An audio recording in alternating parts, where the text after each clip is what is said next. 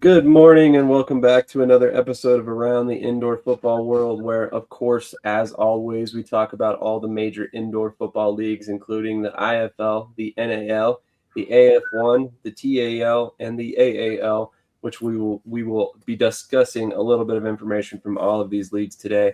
But before we get into the content, make sure you do us a huge favor, hit the like button, comment your thoughts, and most of all, share this out on any of your social medias to anybody you know in your life that may be an arena and indoor football fan. But before we get into the episode, of course, you guys know how we do it here.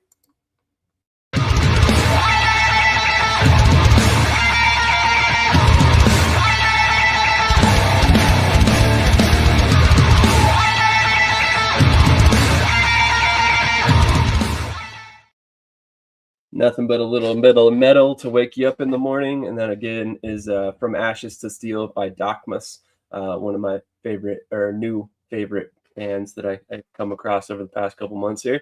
But before we get into the content today, of course, I have to ask my cohorts here how they're doing this morning. So, Krish, how are you doing on this fine Saturday morning so far? Doing well, excited to have a great show. So Absolutely. TJ, how are you doing this morning? I'm doing good, man, and I'm excited for some arena and indoor football this weekend.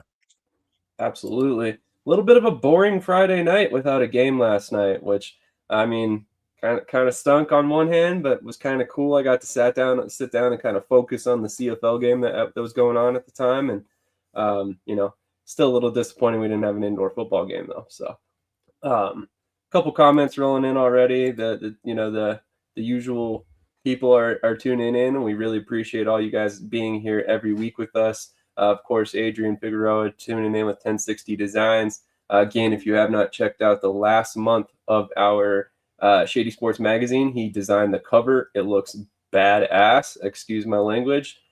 Huge fan of it. And honestly, I have a feeling the August cover is going to be even better. So make sure you're keeping an eye on that and signing up for the magazine email list. Sea-Dog the Goat checking in as well as Superfan Sports, who again will be working with us this upcoming season. So very excited for that.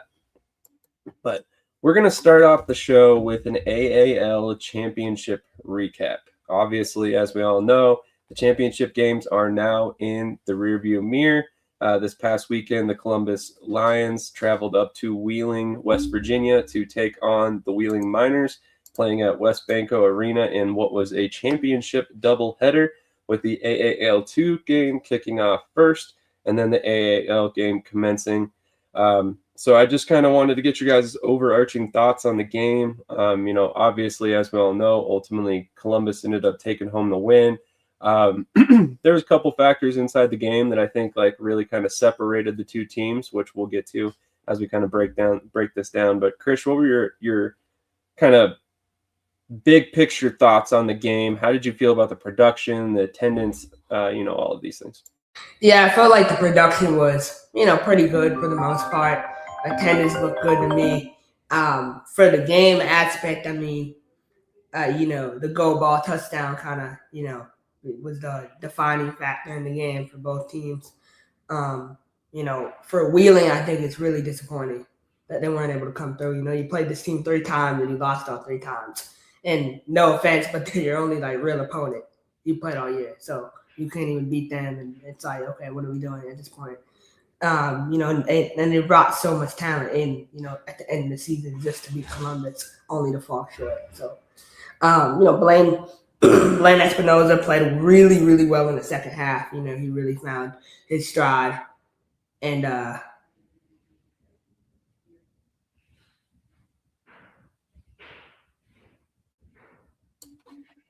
It's not up on StreamYard, Ricky? Or do you mean on Facebook?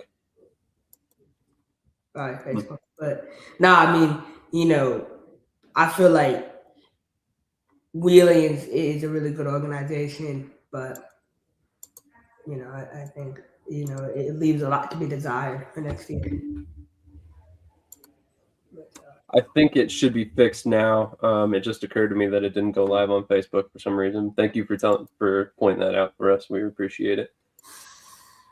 So, as you mentioned a moment ago, yeah, I mean, Wheeling obviously loses to Columbus for a third time, which is odd. Typically, you know, three times you play the same team in the season, three times you typically are going to split it somehow. It's going to be a 2-1 record by some team, but you know, ultimately Columbus takes the victory.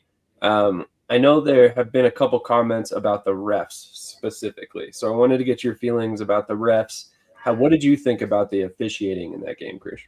I mean, there were mistakes, but like, what do you expect? You know what I mean? Like, if you want to blame it on, I always say this. The first half is on the players. The second half is on the coaches. Second half is where you see how good of a staff you really have. Are they really built for those high pressure moments? And I feel like the Wheeling staff wasn't built for that. So it showed. The officiating was what it was. It's been what it was all year. I mean, but it hasn't been great. But like, what do you expect? I don't. Agreed. TJ, I wanted to kick this question over to you. I mean, obviously, you and I both got the opportunity to meet the head of officiating out there in Columbus when we went for the draft, Jeff Loeffler, who actually is the white hat for Wheeling. So I know a lot of people have mentioned like, hey, it seemed like the refs were skewed in Columbus's direction, which I kind of laugh at because obviously, as we know, they're Wheeling's refs. But did you feel there was any bias by the refs, or do you feel like this is just a lot to do about nothing? It's just, fans that are upset that their team lost. First off, it was a great game overall. I love the fact that when it turned on the coverage, there was no mistake that it was a championship game. They had that huge, beautiful logo at midfield. The awesome touches with the team logos inside the zeros. That was even cooler. They put attention to detail. Not surprised because that's what they've been doing all year, it seems. But it was just a really great game, really great broadcast, fan interaction. It was just that's how a championship game should be. Now, in terms of the refs, listen, firsthand from either being a lifelong fan, coaching for a few years, everything else, listen, every single game you are going to hate the refs because they're going to just, make some kind of call here or miss something here in your opinion. Nobody's perfect. It's not computers. It's human error in terms of opinion. Um, for the game, for me, there was really only one bad miss that I noticed, and ironically, it was basically a holder, a PI in the end zone against Columbus. So, Wheeling kind of got away with one. So, if people are saying that it was sided towards the Lions, I would beg to differ, man. There were some calls going both ways. That's just football. That's just football. At the end of the day, it's like Krish said, you have to overcome it. By the time the second half rolls around, you do get the idea of how they're calling the game. Are they calling it tight? Are they not? Or, in your opinion, are they against us or are they with us? This and that, that's the kind of mindset you have to go in with the second half for. So I don't really think it was too outrageous. But yeah, there were a couple calls both ways, but that's every single football game. So, congrats to the Lions, man. They won the AAL championship. Also, congratulations to the Peach State Cats too for winning the AAL2 championship as well last weekend. Oh yeah, I mean, and this is just a warning to all the other teams for next year. Like, you're coming to this league thinking that you're going to build a team and win a championship. Like, you're going to get your back blown consistently by Columbus, especially Coach Q and Texas and all these Jordan Dunn. Like, he thinks what the pro level is. You don't know a thing about pro football. So North Texas will learn the hard way, and so will all the other teams. That's just reality. I'm sorry. We shall see. Montgomery will be one of the most competitive teams in the league next year. I promise you that. I wouldn't surprise me to see that either. Happen to have a little bit of insight in how they're going to operate their organization, and I think it's going to be it's going to translate to success on the field at some point. Triple McGee says no surprises, these teams won. I actually disagree. Columbus was not a big surprise. No, I think at the end of the day, you could see the way they were playing all season long, and they just seemed like a team of of destiny when it came to a championship victory this year. They kind of rolled through opponents most of the year. Wheeling was the one team that played them really close, and then when it mattered the most, that was when Columbus was able to kind of open up a little bit of a gap. Peach State versus Steel City. That, however, was not nearly as cut and dry, in my opinion. I think actually that Steel City went into the game with a little bit more momentum than Peach State did. And then ultimately, Peach State just punched Steel City in the mouth and just kept doing it until the end of the game. And it was honestly quite shocking to see that Steel City not only lost that game, but lost that game by a pretty wide margin. Now, granted, is it a huge surprise that Peach State won? No, absolutely not. Both those teams were there because they're really, really good. But I personally had the edge with Steel City prior to the game, and I ended up being wrong. So, credit to both of our Georgia teams in the AAL2 and the AAL who brought both the championships back this year, which kind of makes for a very interesting dynamic going into 2027. Can any of these other states bring a championship home and take it away from Georgia now? So I kind of like how it's all worked out. And I'm also curious, and this is kind of a caveat that we've never really had to experience in indoor football. Like, how does Peach State and Steel City being in the championship affect the draft interest in their players in April? So that's a whole nother thing that I think is going to be interesting to kind of follow along with. Do you see, a high amount of Steel City players drafted or a high amount of Peach State players drafted because of the success that they had in 2026? I personally think that's exactly what will happen. So at that point, do you kind of reset the clock on the AAL2 and kind of bring Steel City and Peach State back down to like the rest of the pack in the AAL2 with that draft? So that is kind of another aspect of the draft that I think can kind of help parity in the AAL2 as things go forward as well. TJ, any more thoughts on the actual game itself? I know you kind of weighed in on the refs and the officiating, but not so much on the actual gameplay. Man, I love the game.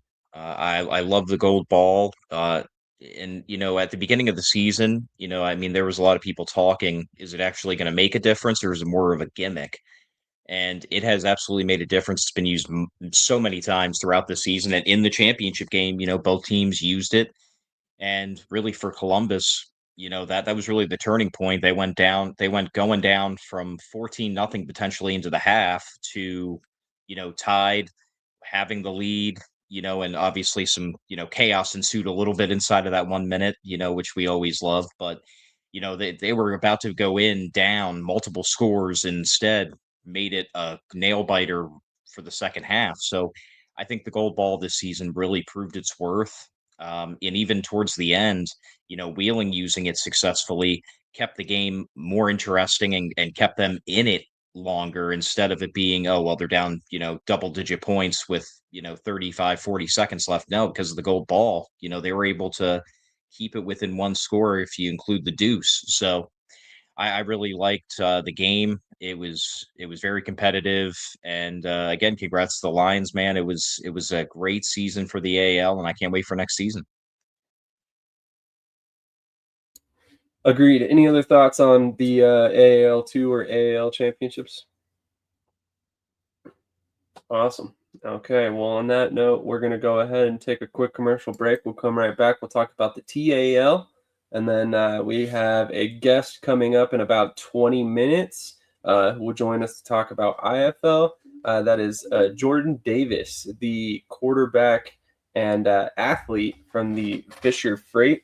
Has had a couple really big games as of late and happens to be a guy I talked to before the season as well. So very excited to finally get him on, and after he's got a little bit of momentum going in his rookie season. So stick with us. Still plenty to talk about. Little bit of a light episode today, but we still got plenty for you guys.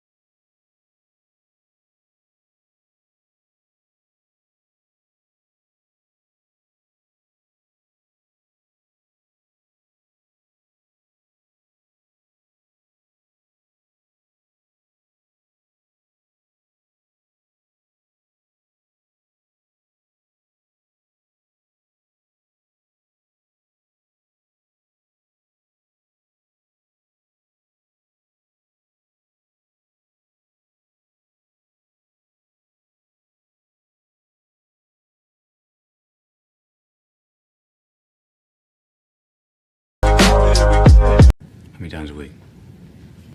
Like three, four times maybe. I gotta pump those numbers up. Those are rookie numbers in this racket.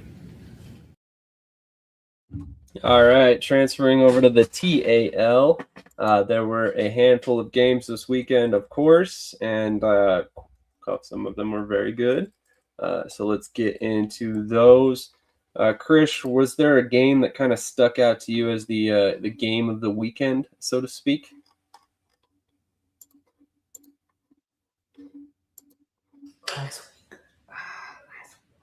Last week, Iowa beat St. Joe. I would say that was a good one. Seeing Iowa be able to bounce back. Eau Claire lost last week. I mean, we knew Eau Claire. I knew Eau Claire wasn't going to be too good. But Hot Springs and Memphis. But you have the talent, TJ. You got talent on that team. It's not like you don't have the talent. I feel like certain areas of the team, you guys have talent. You guys, did I miss something? Am I signed by them? Yeah. No, you're part of this. So you own the result no matter what. But I think that was 2 weeks ago. That was week 5. I think. Oh, okay. So they just haven't updated the scores for week 6 yet. All right. Well, let's just forget that visual. Pretend that didn't exist, guys, because currently they don't have the scores up, and I didn't write them down because I didn't think that'd be a problem by now. But obviously, another one of those examples that the TAL needs to get on their website a little bit, which is terrible because they actually recently updated it and it looks great. So I was hoping that that information would be shared by now, but so I apologize on that.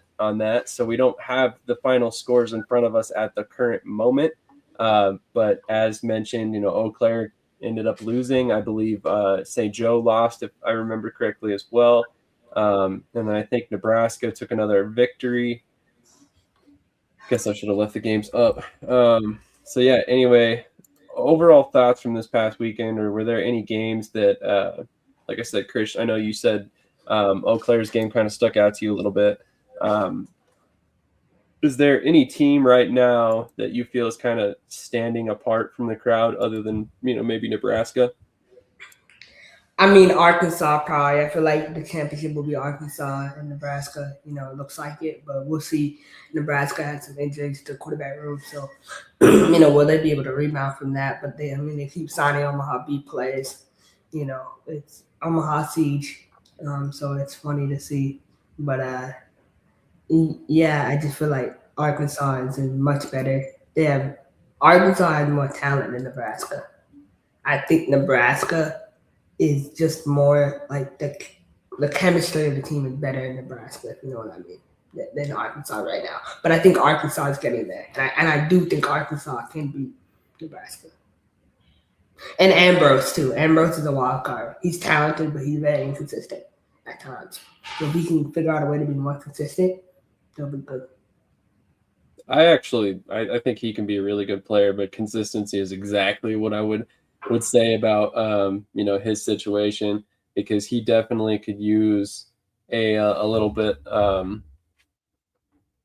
I don't want to say discipline, but he needs to make a little bit better decisions at certain points of time. It seems like he has a tendency of throwing interceptions at inopportune times, which is obviously never a good thing. Oh, of course, the Monroe Ozark. I can't forget about that. That was a good one. It went into over. It was pinned on a final play of the game. Monroe made like a 14-point comeback. Monroe is really talented too. That's another team that's starting to find their stride.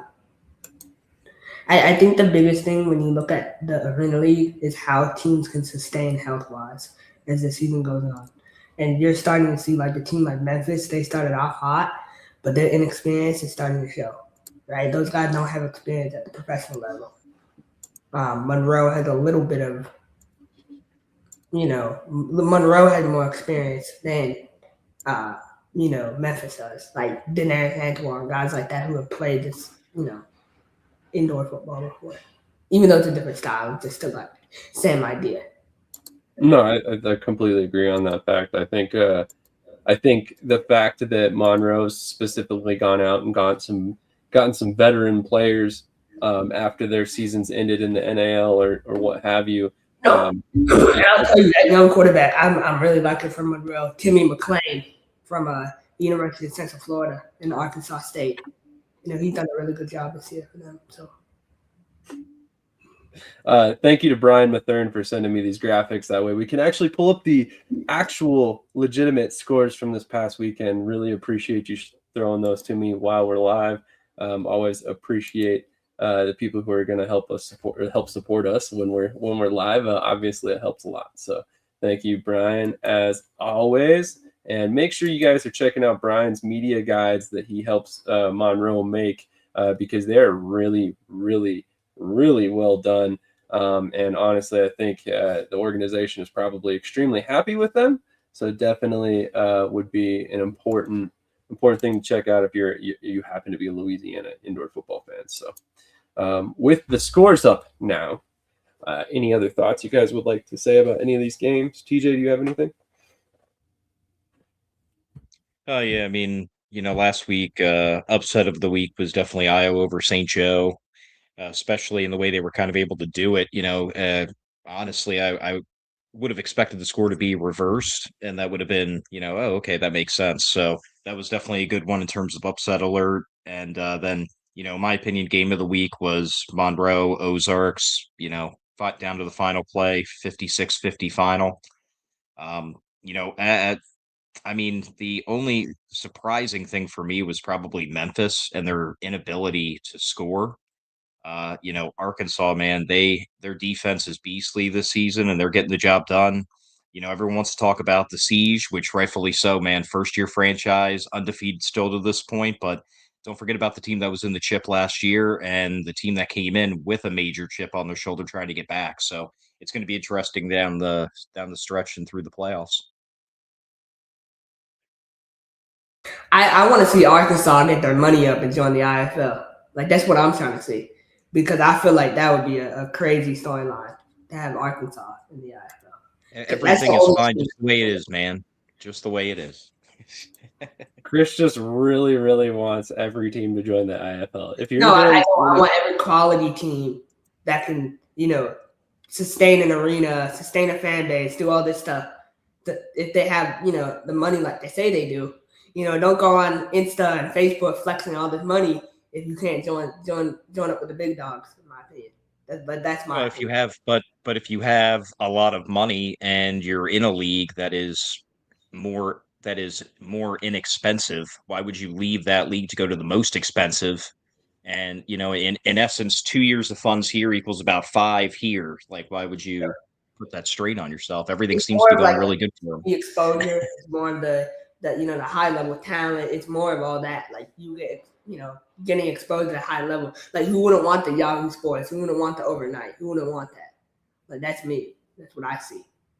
But you have to understand it's not quite as simple as like, hey, I go to this league and, everything blows up for me. I get more sponsors, I get better players or whatever. It's not quite that simple. It's not the clear-cut path like, hey, I joined the IFL. Immediately I'm going to be more successful as a team. And that's no knock on the IFL. I mean, it's a per team basis, obviously. There's teams in the IFL that are, for lack of a better term, bottom feeders and continue to be bottom feeders every year because of how they spend or how they can spend or how they support the players. So my concern is, like, if you are in Arkansas and you're essentially flexing on people acting like you have money or whatever, that's relative. You have money in the TAL, but do you have that kind of money in the IFL? Like, does your ownership group stack up to, groups like Jawad or, the ownership group for Vegas or Fishers or any of these teams that can really take care of their players? And the chances are no, you're going to go to the IFL and you're going to go from one of the top teams in your league to middle of the pack at absolute best in year one, in my opinion.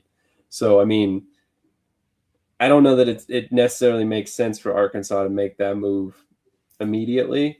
I also don't know if it makes sense for them to make that move entirely unless the TAL is in some sort of jeopardy of not being around in 2027, which there have been some rumors of a potential sale, but that doesn't, to my mind, mean that there's a risk of them potentially going away yet. So, North Texas Steam checking in, says facts, TJ. I appreciate you being here this morning. Arkansas and the AF1 would make more sense. I could see that. Look at what happened to Beaumont when they joined the AF1. That would be a great example, William. Thank you for throwing that out there. So, yeah, also Brian Mathern says you can catch his guide on Amazon. Brian, if you're cool with it, I would like to put up your QR code for this week's version, but only if you're cool with it. So please let me know in the chat. On that note, you said that your favorite for a championship is Nebraska versus Arkansas. Obviously, Nebraska currently 6-0. They have remained undefeated all season in their inaugural season. They are outscoring opponents by 127 points in 6 games so far. Quite basically a double-digit point deficit on average. Meanwhile, Arkansas, while they are 5-1, they only have a 26. No, that doesn't make sense. 26 points differential here. So they have only outscored opponents by 26 points. So my question to you is, yes, Nebraska and Arkansas are the 2 best teams currently, but is there a large gap between those 2 teams currently, or is this due to the opponents they've played so far? It's due to the opponents. In my opinion, I feel like Arkansas has played a tougher schedule than Nebraska has. Nebraska has had all their tough opponents at home versus Arkansas has played on the road. They went to Monroe, right? I mean, Nebraska did too, but then they went to Memphis. I feel like Arkansas has played a tougher schedule so far, in my opinion. Fair point. Out of curiosity, obviously, I can see why you think Arkansas has more talent on paper. But do you think Nebraska is, winning because of the coaching, or are you just saying that Arkansas is the most talented team in the league? I think Nebraska has amazing coaches. I feel like,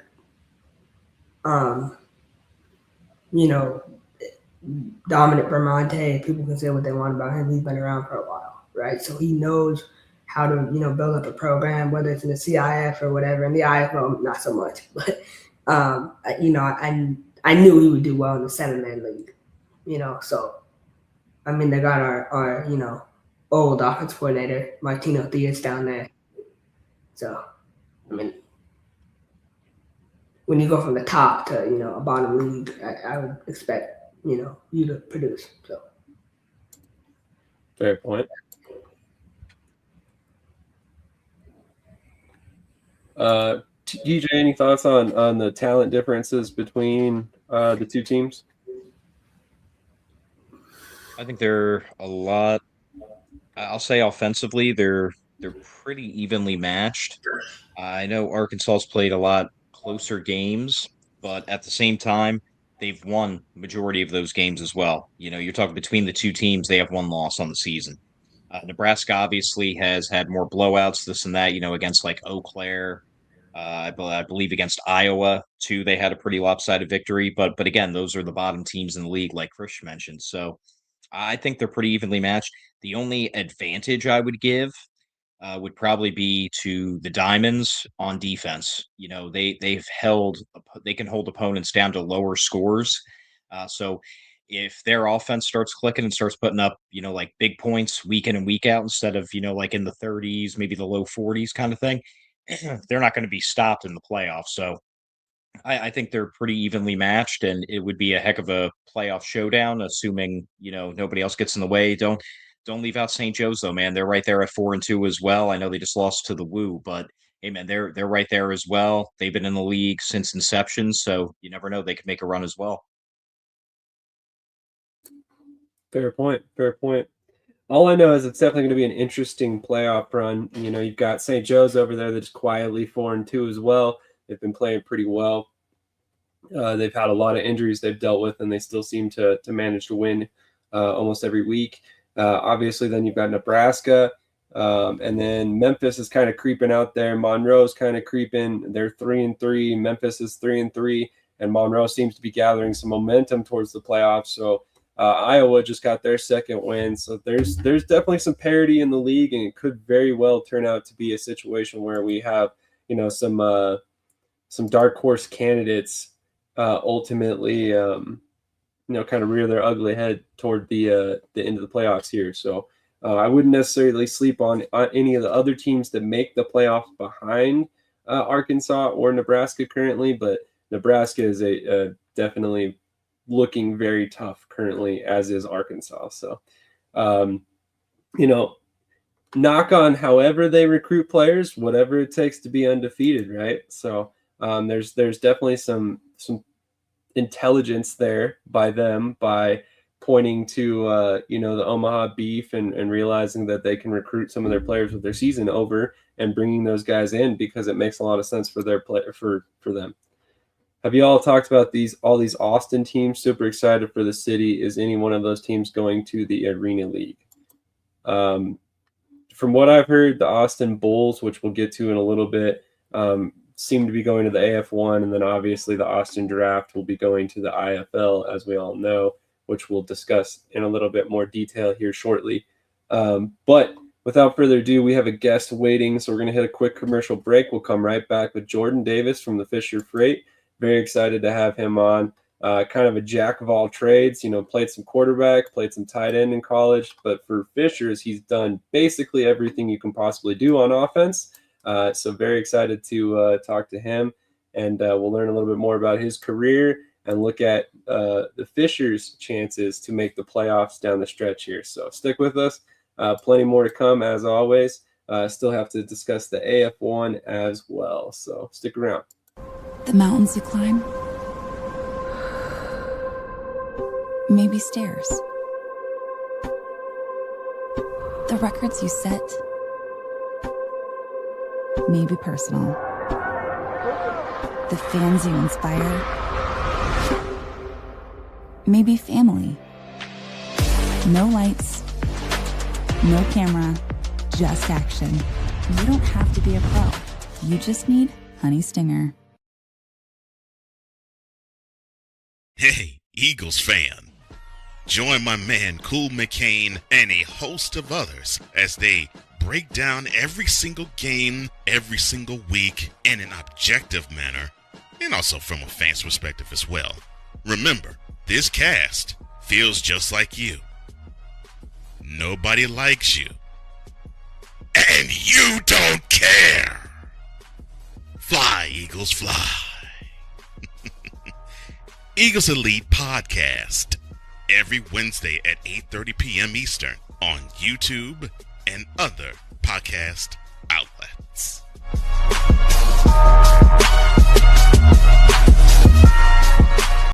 How many times a week? Like three, four times, maybe. I'm gonna pump those numbers up. Those are rookie numbers in this racket. All right, as mentioned before, we are joined by Jordan Davis, who lists himself as a wide receiver, but I think that might be selling himself a little bit. He plays a little bit of everything. I'll just let you introduce yourself, because I believe you went to Southern Texas, Trinity Valley Community College, and then ended up at Woolford. Yes. But go ahead, man. I'll give you the floor. Yep. So, I'm number 12, the wide receiver for the Fisher Freight.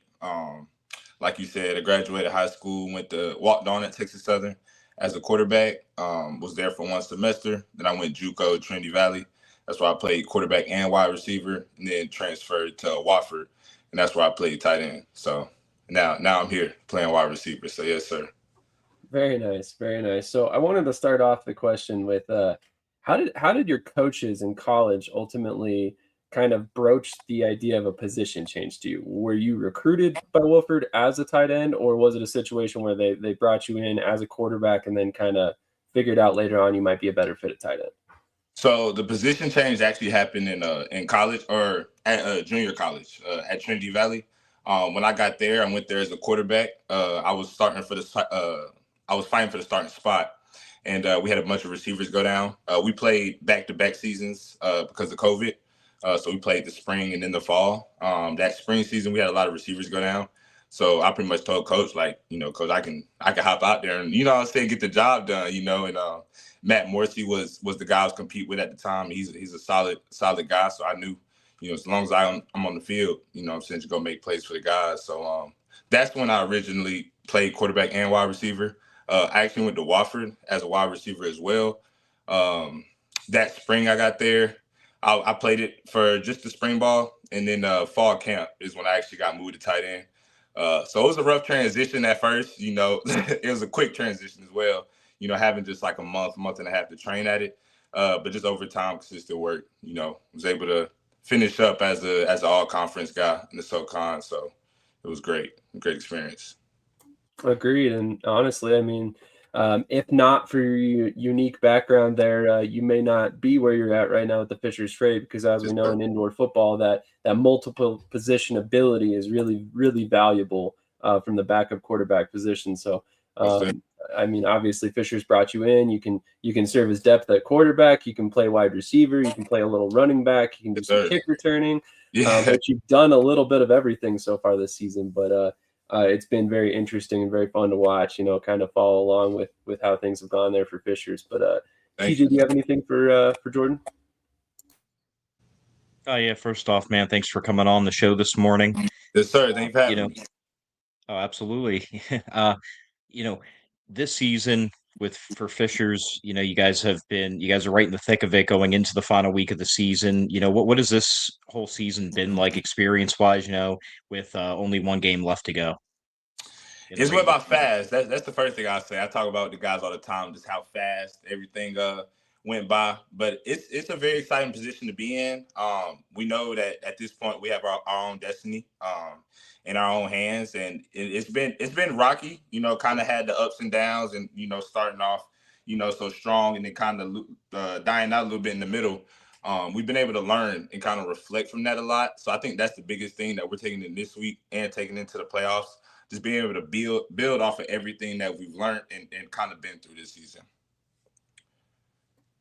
So I wanted to kind of not transition, so to speak, but ask you, like, when did you first become aware of indoor football, and when did you first start garnering interest from teams in the IFL?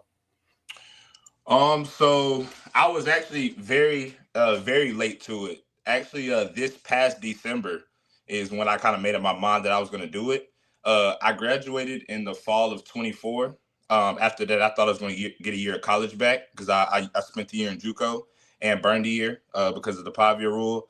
But my waiver got denied in August. So after that, this is August of 2025.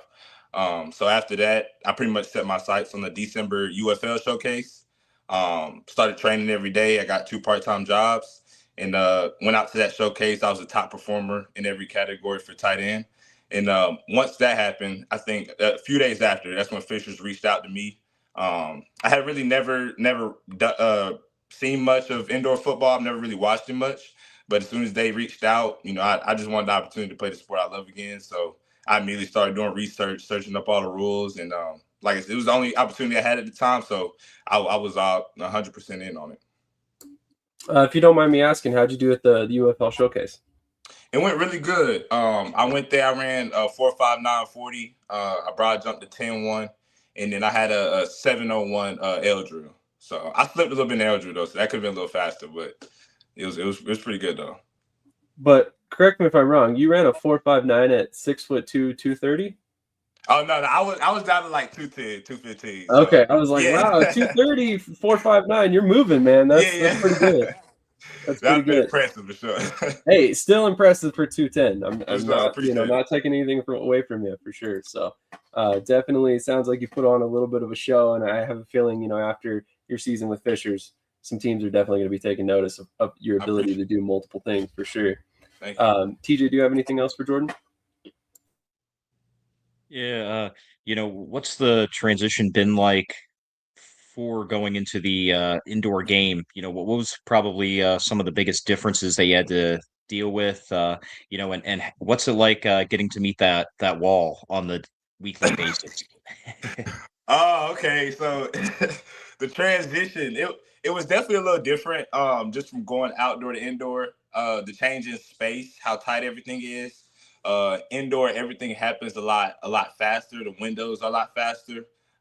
Decisions got to be a lot quicker. So I would say that was probably my biggest transition. Like we actually laugh about it, but when I first got here, I was actually falling a lot because I would run so fast, and I had to learn kind of just how to tempo everything I'm doing because we are indoors and those spaces are smaller. Now the wall is definitely undefeated. I heard that when I first got here, and I still 100% believe it. That wall is different, and it hurts, but it's not that bad. A lot of the time, you have so much momentum, it's not too bad, but you definitely still feel it for sure. So I wanted to ask, I mean, I always ask this to guys that play multiple positions, but I mean, what does a regular day of practice look like for you? Are you with the quarterbacks? Are you with the wide receivers? I mean, what does a typical day look like for you? A regular day of practice, I would say it is split. I get a lot of my quarterback work done in between the practice. So maybe when we're doing special teams, if I'm not, if it's field goal, I'm not on that. I'm getting a lot of my quarterback stuff in, just kind of throwing. In between drills, like trying to get the mechanics and the small things right. My main focus usually is obviously a wide receiver. That's where I like to put a lot of my bread and butter work in, especially during Indy. But it's a good mix. It's mainly a lot of wide receiver, but I still definitely get the quarterback work in too.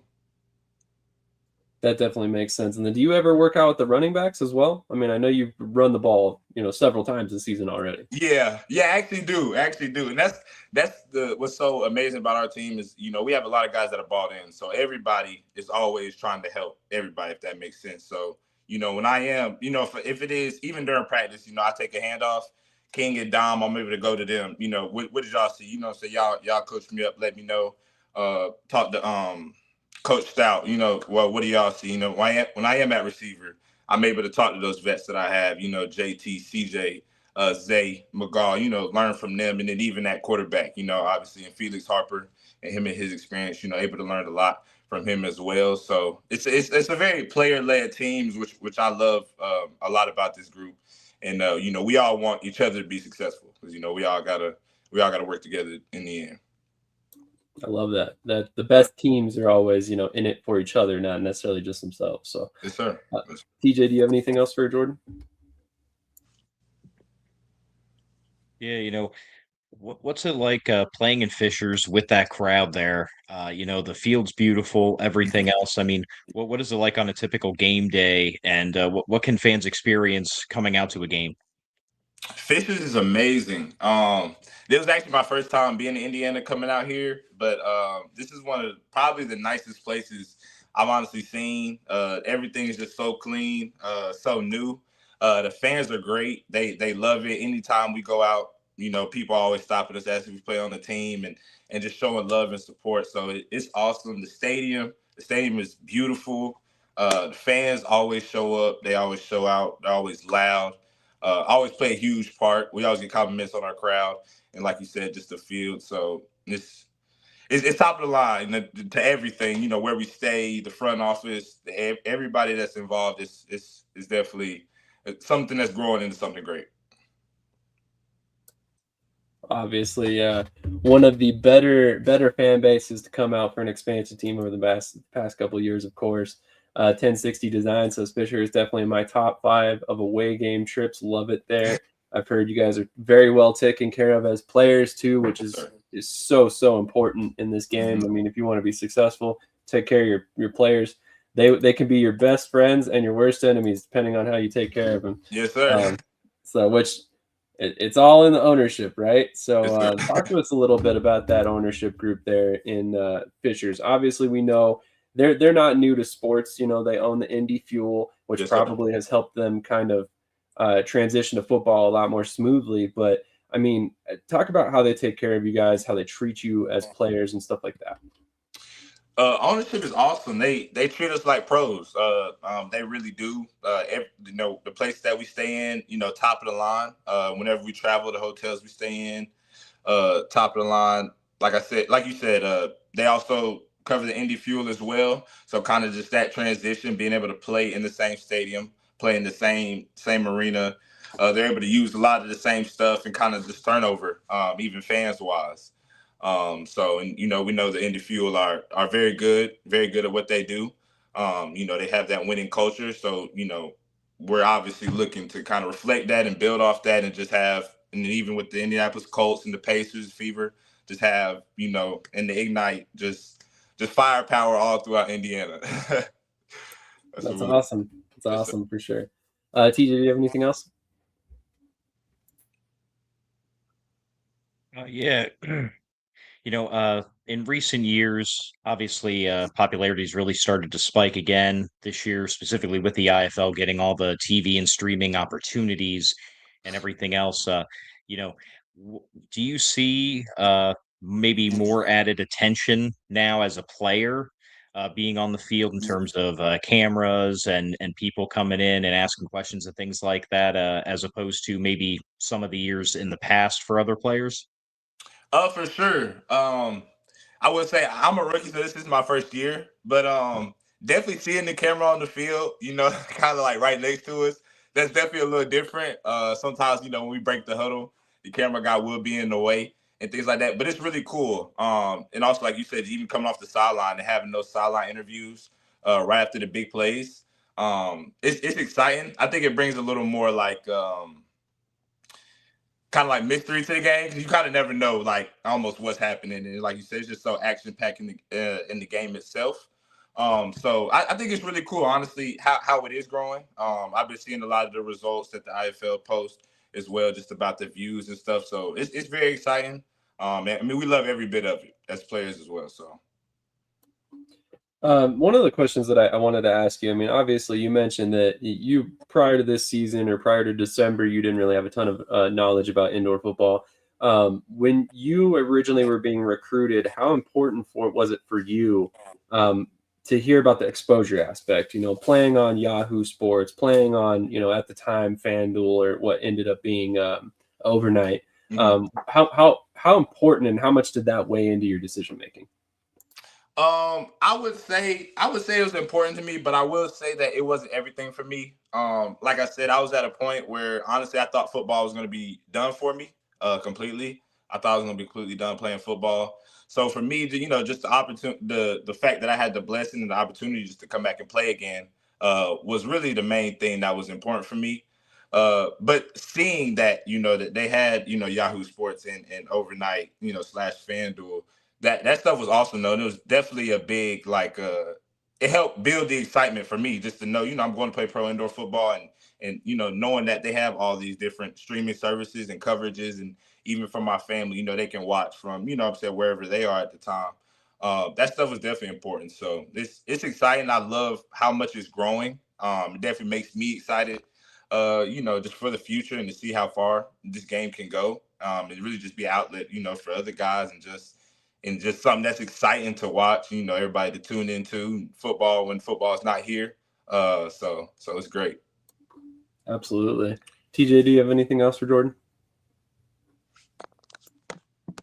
Nope, I'm good, man. Once again, man, thanks for coming on, and best of luck on the finishing of this season and also to the future. Thank y'all so much. I really appreciate it. Absolutely. I'm going to leave you with one last question. Obviously, you're on a bye week this week. However, next week, you guys have the Orlando Pirates, which could be a very, very crucial game for your playoff hopes.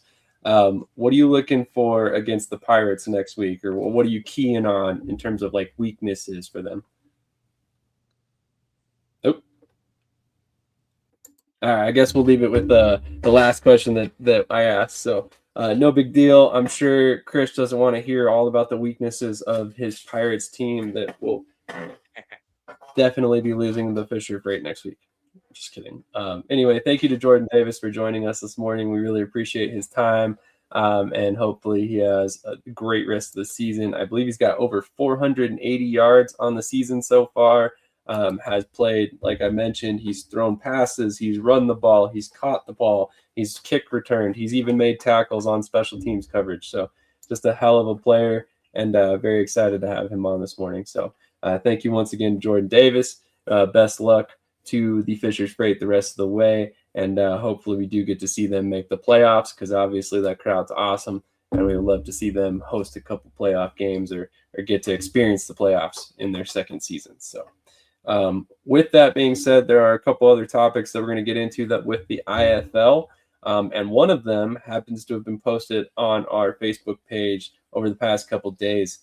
We've been posing a lot of questions via graphics, and we're doing this, because obviously we're all here to talk about the game, right? We all enjoy the game. We love it very much.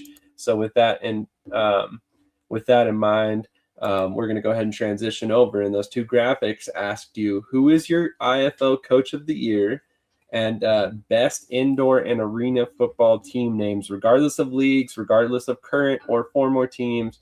We just wanted to hear your opinions on these two facts. But Krish, you posted the graphic for the IFL Coach of the Year. I know we've gotten a ton of comments on that, a ton of submissions for votes. Who is the coach that stands out for you individually? Yeah, so my two coaches of the year were Corey Roberson and Mike Davis. Unfortunately, Mike Davis lost to San Diego, so he's eliminated for me. I just made that choice. I think Corey Roberson is what if he beat San Diego once, I would have said he was my lead. But man, look, these awards are so close. You know what I mean? Every game matters. So he lost to San Diego, he's eliminated. That's it. So I'm giving it to Corey Roberson. And I feel like he's, not by far, but a good margin, into that spot.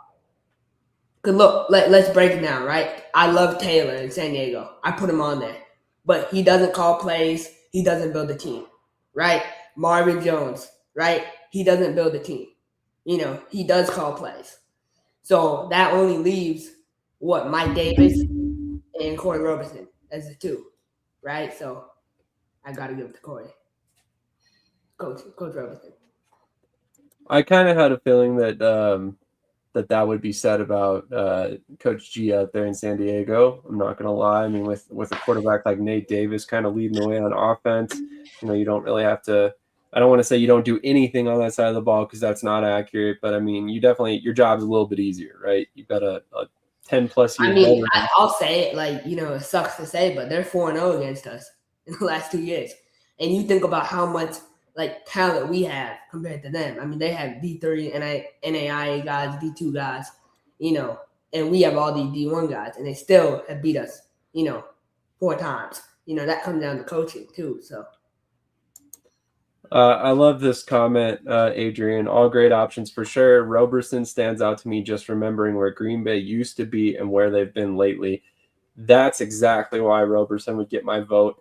Literally a couple years back, I was quite literally asking Green Bay to fire Roberson because of multiple years of losing there.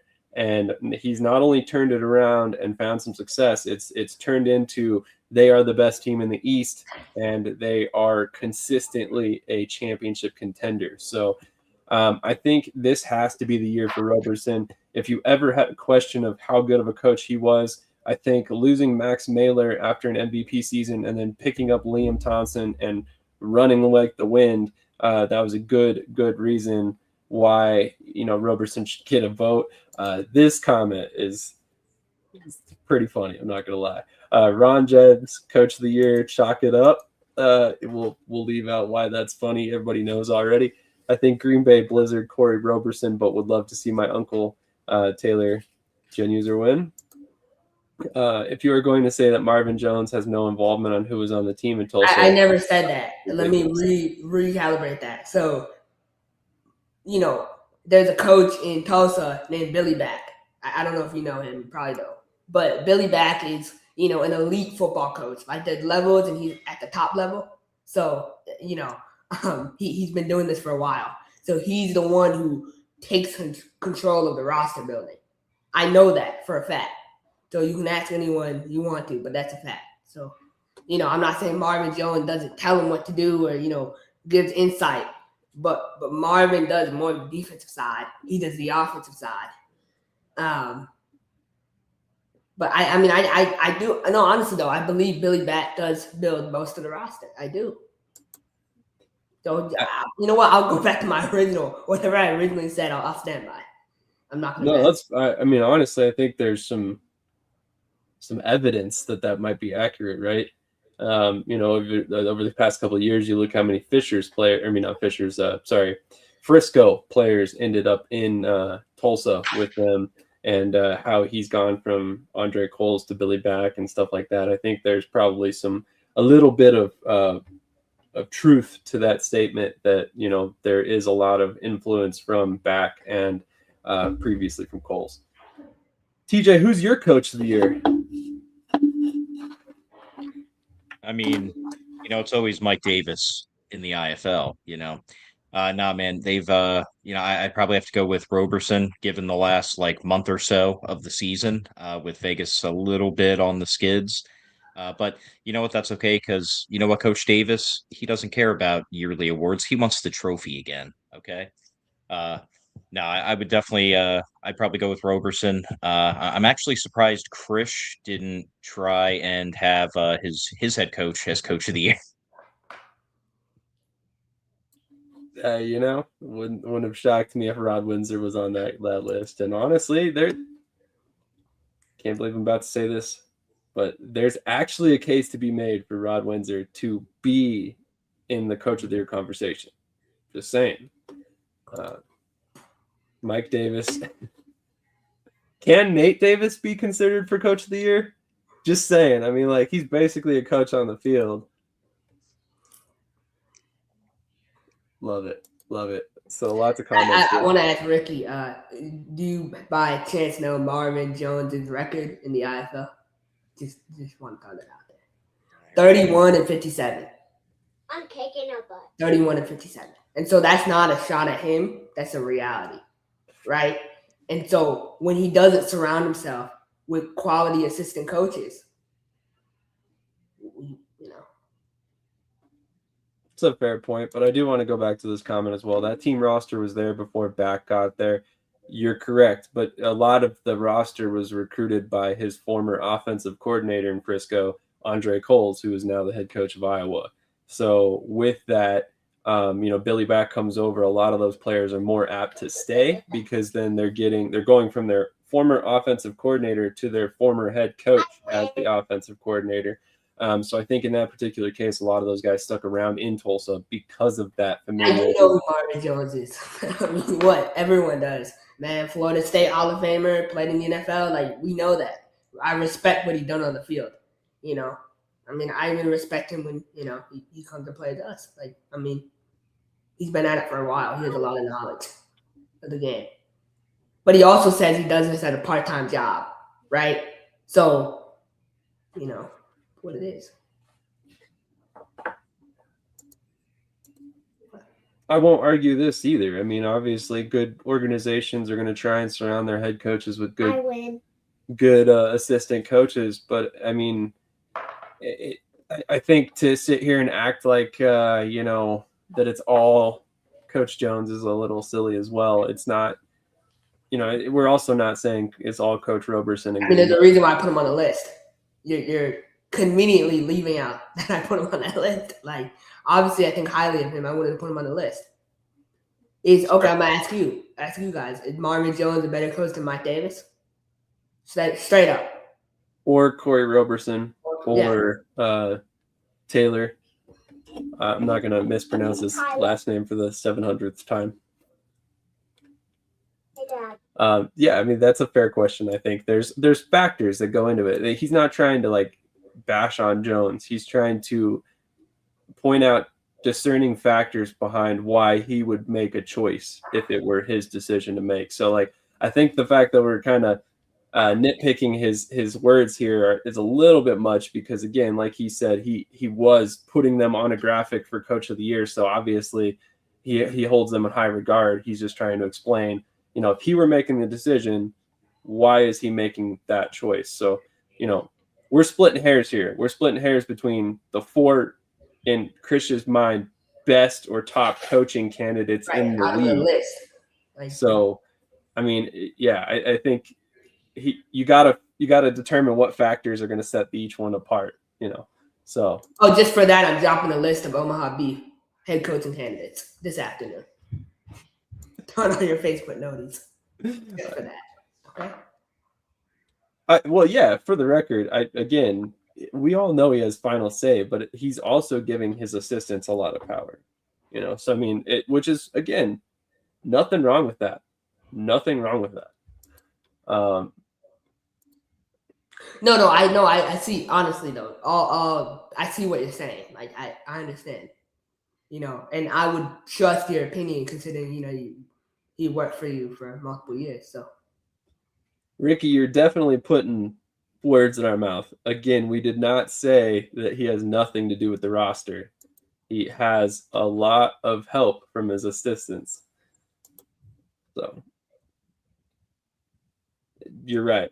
You're right. But regardless, we're breaking down a Coach of the Year award, guys. That's you got to take everything we're saying right now with that premise. So, like, yes, it's a team sport. Yes, assistant coaches matter. All of that matters. That's why we're splitting hairs. Yeah, and like we're not comparing him to any coach. We're comparing him to the ones. I'm comparing him to the ones on the list, right? Like, right. And let's be honest, like I said, at the end of the day, we're considering him a Coach of the Year candidate. So it's like, if that's the premise we're looking at this under, obviously we are giving him credit for the job that he's done. It's just, how do you discern between the four? But let's go to the other graphic that we posted recently, and that is, what is your favorite indoor and arena football team name over the years? I mean, obviously there's been so many great names. And we got a ton of different suggestions. So, TJ, what were some of your favorite responses to that graphic in terms of team names, that people have come up with? I know one of your favorites was probably Miami Hooters. No, I do love that. Looking back, though, I do love the branding of that, though. That was great. But I think mine, I put up definitely the Philly Soul and the Grand Rapids Rampage. And then I believe I gave homage to one of the original teams ever, the Pittsburgh Gladiators. So had dug deep, went a little throughout various years of the sport, but some of the ones I really enjoyed were, like the occasional like Grand Rapids Rampage. I think somebody even put the Toronto Phantoms, I believe it was, team there, which was, that was awesome. That's one of those where, kind of completely forgot about until they mentioned it. It was really cool seeing a lot of throwback teams and having people even say, man, I wish they would come back. It shows that even though certain markets are burnt, there is still a fan interest for them. But man, it was just a lot of fun. A lot of people commented. So thank you for everyone who, decided to be involved with it. It was fun. Right. And let's be honest, guys, like, a lot of these things we're putting out lately, they are to inspire conversation, but it doesn't matter if you guys aren't, giving us your opinion. So we really appreciate everybody who commented on that post. And there were a lot of comments on both of these posts we put out. To be exact, 46 different people gave some sort of list of names. Honestly, though, that graphic I put out, that was the least controversial thing I've ever put out. I didn't make one person upset. Honestly, that was crazy. I'm like, wow, unbelievable. And no, it's so funny that you say that, because, like, obviously I told you afterwards, see, this is the positive impact post. Right. And then we get to Saturday and somehow there's some sort of little bit of disagreement about it. It's funny. I blame the WNBA for us losing that team. I would love to hear your explanation behind why the WNBA is to blame there. But that is a wild statement. So a couple different names, submissions that I wanted to throw out there that I thought were great names that people suggested. But Albany Empire, that popped up multiple times. A lot of people like that name. New Orleans Voodoo, Detroit Drive, Anaheim Piranhas. Let's see, we got New York Dragons. That's always a popular one, of course. Philadelphia Soul, Arizona Rattlers. Jeremy Neal posted Naz Wranglers. Georgia Force, Los Angeles Avengers. Chicago Rush was another one that was on there a lot. Omaha Beef. We got that suggestion multiple times. Colorado Crush, Atlanta City Blackjacks. San Jose Sabercats was on there multiple times. Tulsa Oilers, Green Bay Blizzard, Pueblo Punishers, Fairbanks Grizzlies, Louisiana Rougarou, Iowa Woo. I mean, there were tons and tons of people who put in name suggestions, and it was a lot of fun because it was like every time you get a duplicate name, there would be another person who would comment who would bring in another name that you had not seen. So really fun topics on both of these. And like I said, at the end of the day, guys, we're trying to elicit conversation. We're trying to make sure that, you know, we're being primarily a positive impact on the sport. I know sometimes we have to talk about some less than ideal topics, some things that are not great for the entire sport as a whole. But at the end of the day, that's part of what we do here. You know, we're here to discuss the news. It's not all fun and games sometimes. So while we do spend a lot of time trying to point out the good stuff about the sport, there are some bad things obviously as well. But I think we're trying. My opinion is that any name that connects to like the city culture or, you know, embraces the town, the theme of the town, I think is good. You know, I agree. Like, and Krish, don't take this as a bad thing when I say this, but I think one of the things that came out of the moves for the move for the Pirates is I feel like that name kind of fits Orlando a little bit better than it does in Massachusetts. So I think that's like, you know, that was a good area. Now they could play on that so much if they wanted to as well at this point. So there's again tons of great suggestions on that list, and we would love to see you guys drop some more in the chat. So if you have not had a chance to comment on that, go comment on the post, or drop them in the chat. We'll pull them up as we're still live. But I think that's even like New Mexico, you know, Chupacabras, you know, even though they have me blocked on Twitter, you know, I still respect the name and everything. Like, you know. Well, not to get into details, but I think New Mexico Chupacabra's block list is getting quite long on Twitter right now. So it seems like if you say anything critical of them, they're going to block you.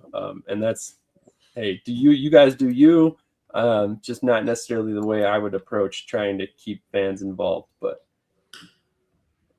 I would agree. Minor league sports are a lot of fun for that reason. You know, when you get ownership that has some creativity behind it and they're willing to do something a little bit fun, you know, like perfect examples of Montgomery Catfish. I think that's going to be a really good brand when everything is said and done and kind of out there in front of us. But we're going to hit a quick commercial break. Or I lied.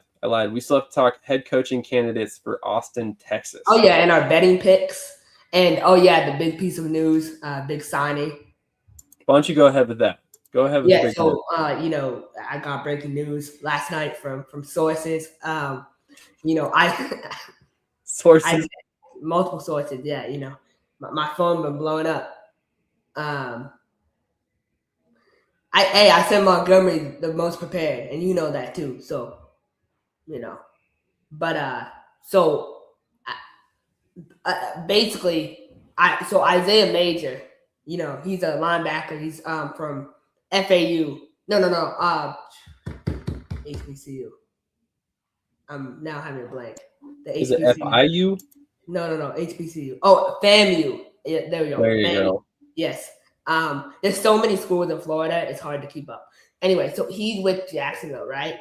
And he leads the IFL in tackles. So he has 122 tackles in 14 games, which is insane. So he gets released earlier in the week, right? And so you would think a player like that, you know, a team like Indy, a team that is really in need of a big piece, would sign him. So he signed with Vegas 2 days ago. So this is the move that's happening. And yet another player goes to Mike Davis in Vegas, a high caliber. And this is the problem for the rest of the league, that Jacksonville released him, because I don't know why they released him. I don't know why they did what they did to Cahoon. Like, I'm starting to really question what's going on in that program, because it doesn't seem good. And also from a broader perspective, if you're a free agent, why would you want to go there after seeing what happened to those two players? You have to kind of wonder about that. That's a fair point, you know, and we don't know, you know, maybe there was something behind the scenes, you know, disagreeing with the coach or whatever shit happens. Excuse my language, but I have a lot of respect for Coach Gibson, but I think sometimes you have to adjust your coaching style to you know, fit, the new school mentality. And I think that's what's happening. You have to be honest and transparent. That's what the new, kind of generation of players appreciates, in my opinion. I don't think that's very Think about far it. off. These guys are entering the transfer portal. They're having tons of people calling them, telling them all these different things. But the one part, normally, obviously money's a factor, but normally, like, people are going to go, where they feel like they can, Hey, I just want you to Let's be know honest that here. It is a skid. Let's be honest here. It really is a skid. we won't talk I'm about just who saying. posted that graphic. Just kidding. TJ, I know you got to get out of here, man. Thank you so much for joining us again, as always, man. We really appreciate your time. Any final thoughts for anybody before you get out of here? I know, man. Hey, just there's a lot of games on this weekend. Enjoy them, and hopefully I see you guys next week. Absolutely. Have a great rest of your afternoon, sir. And I'm sure we'll be talking to you, of course. Absolutely. Have a good one, guys. Definitely. See you next week, buddy. All right. As always, thank you to TJ Bartholomew. And a special thank you to TJ, because he is the man that is really kind of bringing everything together with the magazine. He probably would never really take the credit. So I figure I'd do it when he's not here to say he's not going to take the credit. But he definitely works his ass off on making that magazine happen. It's been him putting everything together. He has a lot of people helping him. Like we've talked about, Shane Majoris, Brian Mathern, Matt Rozier, myself, a couple other people who have contributed. Obviously, Adrian, as we mentioned, Jimmy Ellison with the picture last month. So for him to bring all of that together and kind of put it together and make it work, kudos to TJ for making that happen. So it's something that we're all very excited and proud of. So if you haven't checked it out yet, make sure you go check out the July edition of the magazine. It is in our pinned comments in Facebook or on Facebook. So make sure you check that out. But Krish, as mentioned, obviously Vegas bringing in the linebacker you just mentioned. That was kind of one of the areas that you had pointed to for them specifically. They needed to find some stability, maybe bring in a player that could solidify the position a little bit. Do you think that this player is going to be the guy for them? We've seen a lot of moves there at linebacker throughout the season so far for him. Is this, the final move we see for them there? I think it is. Only because, we're late in the season. And at this point, I feel like why would he sign someone so close, after the final game of the season? So he's going to really, him and Reed Pullman, the other linebacker from Jackson State, who we saw last week, who, he did some good things. He's still kind of getting adjusted to the indoor style. I think with another week, he'll be able to fine tune those things and be ready for a playoff run here. This season has been crazy for them with linebacker position. They started with Ian McBurrow, who looked like the best linebacker in the league, and then just forgot how to play football, and then which I think he should land somewhere else. I think he's a really good player. I honestly do. But it just didn't work out. And then they signed Ahmad Walker, who was, 400 pounds. We're not even going to speak about that. But he signed him, 400-pound guy, and then realized, maybe he couldn't play. And then now, they have Reed Pullman and Isaiah Major. So I feel like they've maybe found some stability. We'll have to wait and see, though,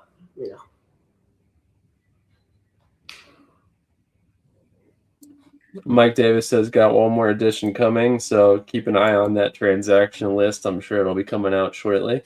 Definitely a little bit crazy that they seem to keep picking up these high-level players mid-season. I think it was a couple weeks ago they obviously brought in Antonio Wimbush right about the time Tomas went on IR. Before that, I believe it was Joe Fouché from who previously was with Bay Area that is now with Vegas and had spent some time in the CFL. And it just seems like every time they go to add somebody, it's a very high-level player who definitely belongs. So not sure how that keeps working out for him, but they definitely have had a little bit of a stroke of luck by the timing of all this, which I'm sure is, due in part to their preparation for situations like that. But let's go ahead and get to our picks this week. and I'll go ahead and let you kick this one off. One more thing about that. I think the best tool recruiting or scouting is players on your team. You know, guys who are currently on your roster. Because you look at, okay, they already had, you know, multiple players from Bay Area, right? They can tell Joe Fouché, hey, it's like this, it's like that. You know, same thing. You know, I'm sure, Kevon Bennett, he's from Florida, right? He played for the Sharks last year.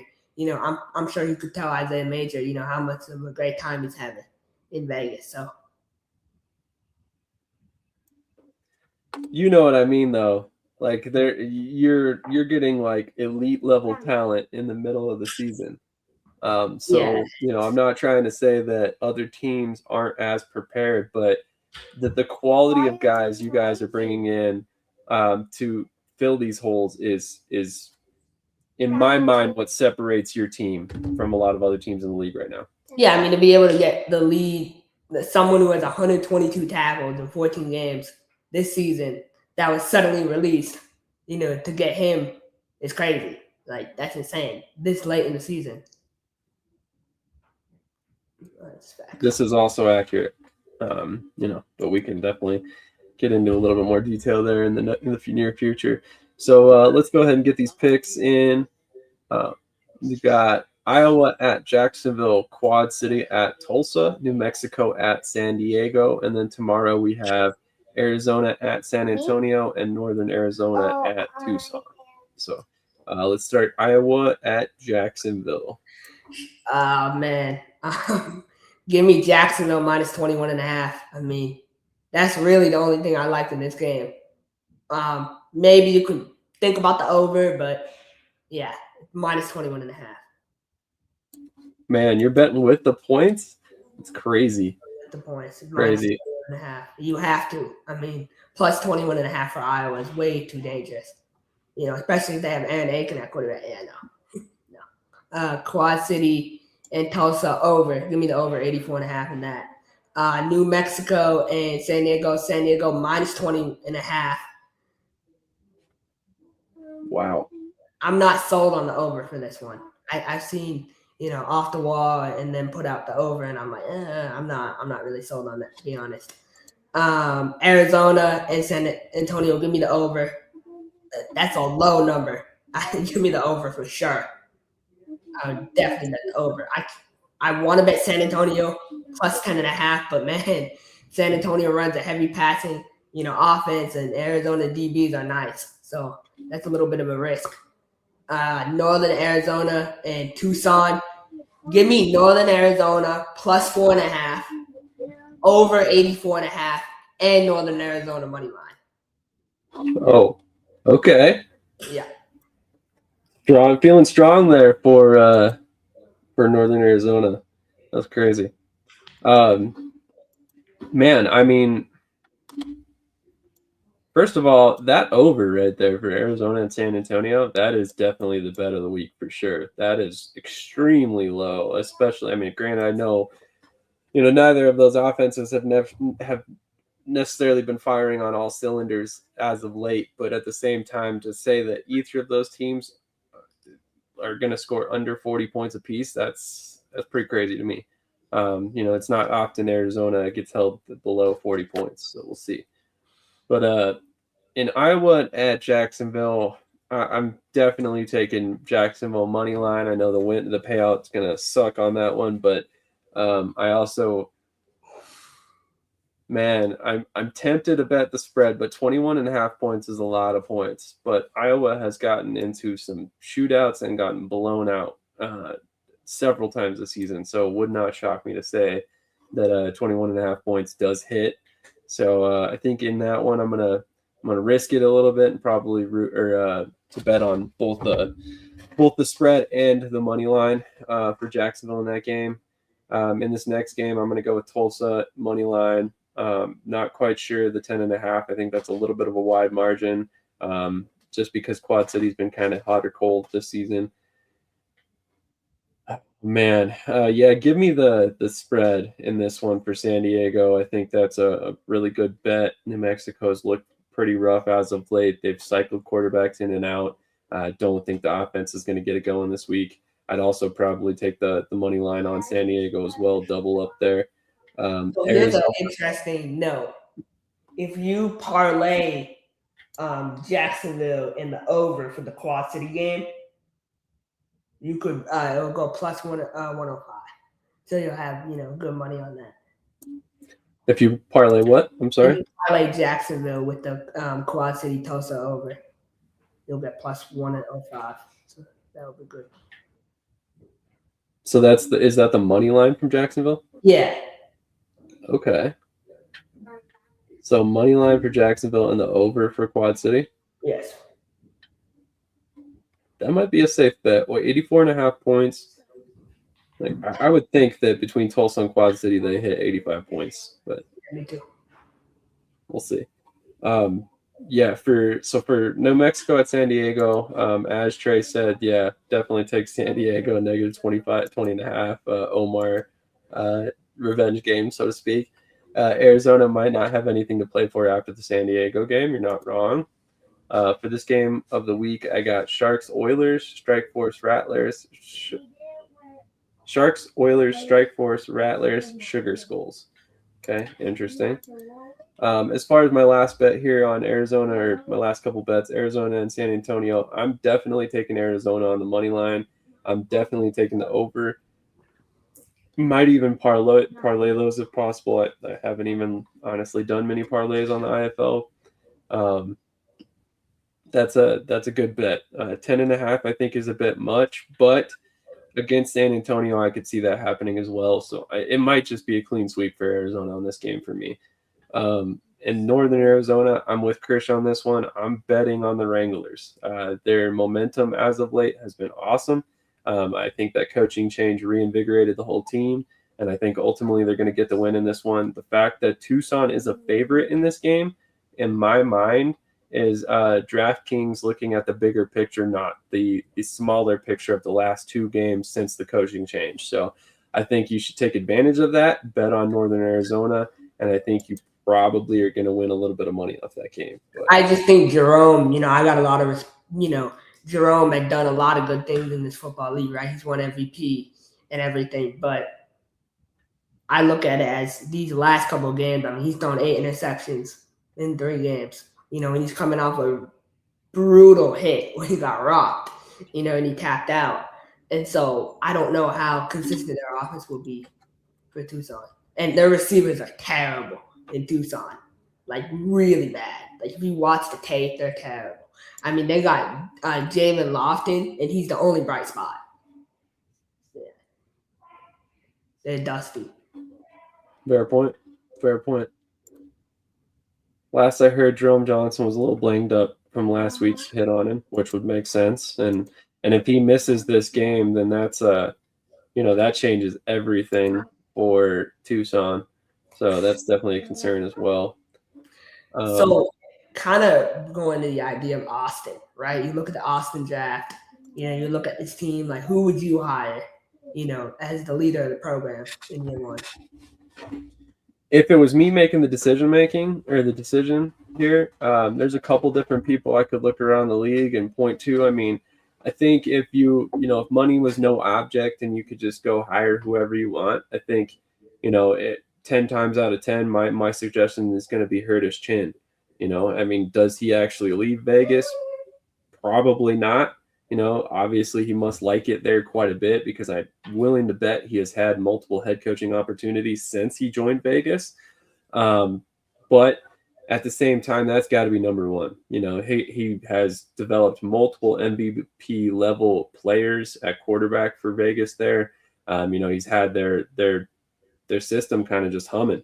I would love to see him get a legit opportunity where he has the resources behind him and the backing of the ownership to actually be there multiple seasons. I don't think he got a fair shake in Tucson, giving him one season when he was, I think, if I remember correctly, the assistant coach of the year, and then was hired as the head coach, and then was the head coach of the year. And first year took him to the playoffs. Yeah, so he Ramon Atkins at quarterback. Can you believe that? Ramon. I think Atkins is a good quarterback, but at the same time, Chin is 100% the top option. You may be on a skid, but at the same time, doesn't change the fact that he's the best coach, the best assistant coach in the league by a long shot, in my opinion. Now there's other people out there that I would probably look at as well. James Fuller would be another guy that I think definitely makes some sense if you're looking at him. You're looking at coaching candidates a lot across the league. I would look at Peyton Riggs. I'm going to keep throwing his name out there until he gets an opportunity as well. Rod Miller in Vegas makes some sense as well. There's quite a few guys out there. Oh, the day Coach Chin leaves Vegas, oh my God, it's going to be such a sad day for the entire city. I mean, it's going to be, Right, and yeah, see, but I put it on the list, bro. You saw logo. Come on, man. Oh man, you guys kill me. It's fucking hilarious. Bro, I swear to God, if he actually takes them another job, oh my God, I'm going to have a field day. The stuff I'm about to put out. Les Moss. Now, Les Moss is going to Jacksonville. Come on now. We all know this. To Jacksonville? I think so, yeah. You think Gibson's gone? I think that they lose in the playoffs 100%, yeah. Wow, that would be a shocker, and that would be an opening that I think a lot of people would really, really want. And then Gary Thomas in Austin. I like that. Yeah, I don't see that happening. But Ricky's gonna come on here and say, he's not leaving because he actually does want him to leave because he knows Coach Thomas will continue to own the league for years to come. I don't even know where you're going. I hope it's true, man. Come on. Take your people with you, man. You guys crack me up. All right. Well, and then we'll be able to upgrade from Red Bull to Ghost Energy. We won't talk about that. That's not happening. Upgrade? You mean downgrade? Nah, upgrade. Unofficial sponsor of Shady Sports Network. I drink it, but they're not paying me for it yet. But no, honestly, so for me, I like Gary Thomas, Billy Back. Billy Back's another good one. Malcolm Goins from San Antonio, defense coordinator, young guy. Really feel like he should get an opportunity. Yeah. Peyton Riggs, like you said. And after that, I really don't know. I mean, there's not really a lot of good quality, coaching candidates out there who could come in and really start, day one. I mean, there's others out there that I could think of, but those are kind of my main guys already in the IFL. I mean, we mentioned Gary Thomas. What about Haran O'Neal? True. Yeah. What about Clinton Solomon? We know he has a vested interest in coaching in Texas. I think Clinton Solomon needs one more year in the National Arena League, and then I feel like he should be or coming in as an assistant coach in the IFL. If you're watching, I think he should go to IFL and be an assistant coach for 1 year, a couple years, and then try to, I could see that. Go be an OC somewhere 1 year and end up a head coach somewhere. Man, what about TAL? I don't know that there's really any coaches in that league that would make the jump. Vermonte was, ass in the IFL. I think he was like 0-8.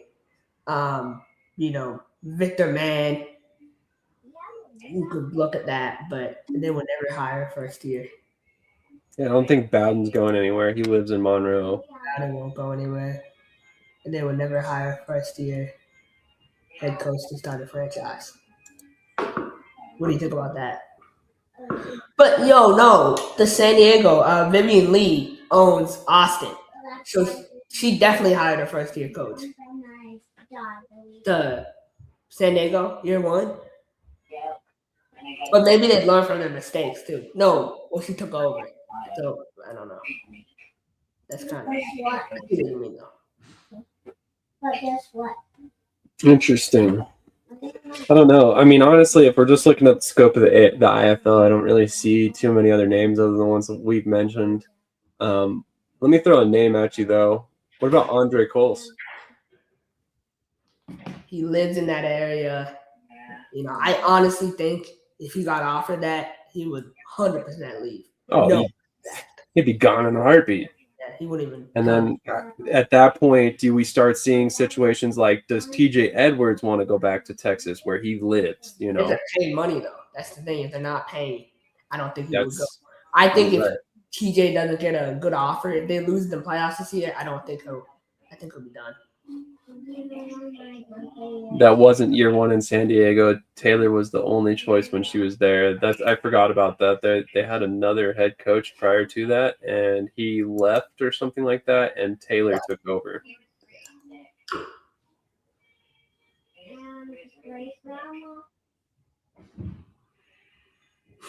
Andre Coles, I like that.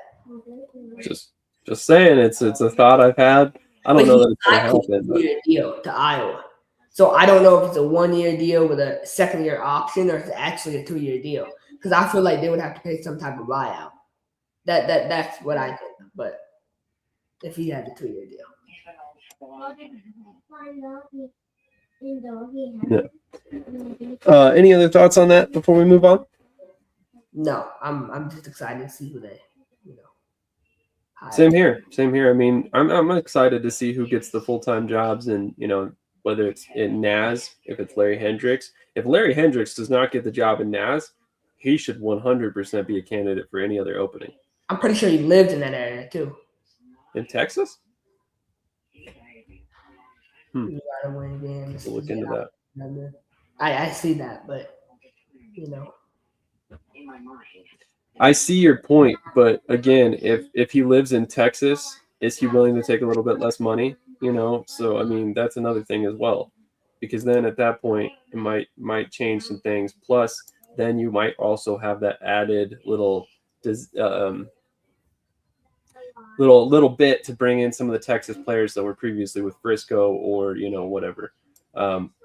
But on that note, let's go ahead and hit a quick commercial break. We'll come back. We'll talk about the AF1, and we'll wrap this bad boy up with a nice, tidy little bow right before the 2-hour mark. So thank you, everybody who's tuned in, everybody who joined us today. We have 50-plus live viewers right now.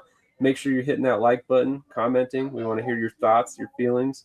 There's a little bit to talk about in the AF1 today. Not a terribly crazy week this week compared to last week, but still a little bit to talk about in terms of how the AF1 chose to announce the rebrand of the Stealth after they played their first game, and a little bit of an announcement regarding the playoffs on our Friends the World of Football's channel, and we also have a couple articles coming at you this weekend. So we'll get to all of that right after the break.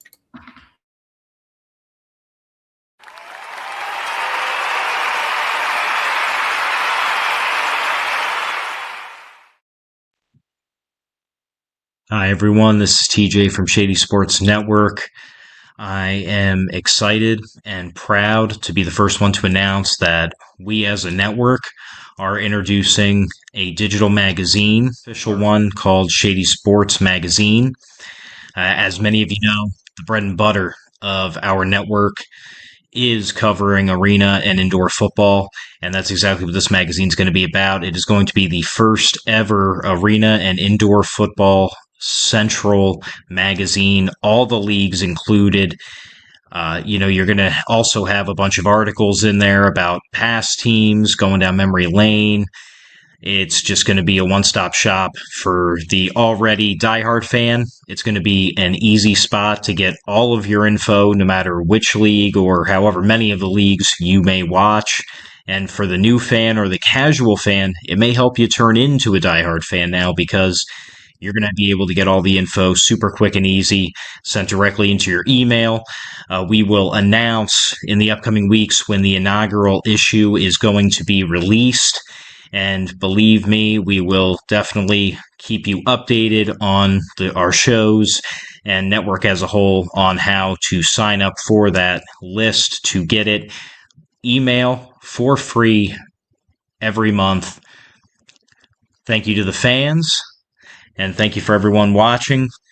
As always, like, follow, share, subscribe, and most important, enjoy the show and keep watching.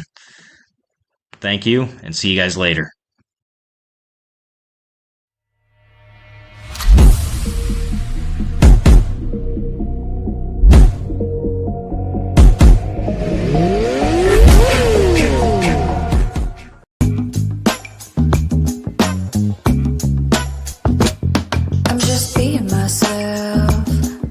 can be. When I'm being myself, you wish you were me. It's so easy. Get out your own way. It's just so easy.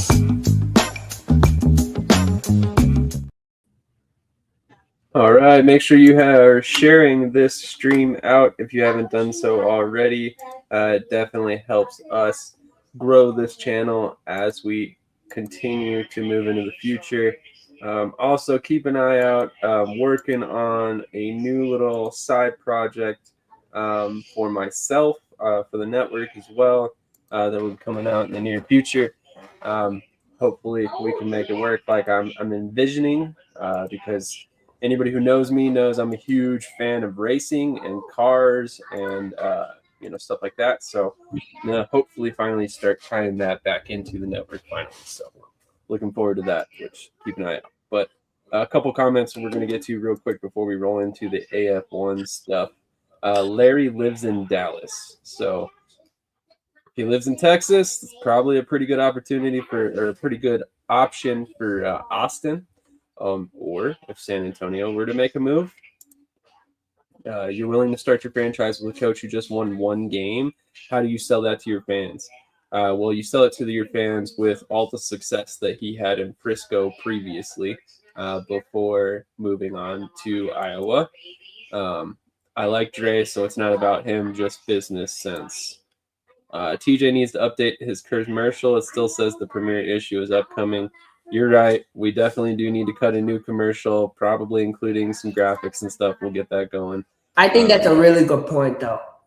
Who just want, how do you sell that to a fan base? How do you sell that to sponsors, too? Like I said, it all depends on how you spin it, right? Marketing is all about what you put out there. So,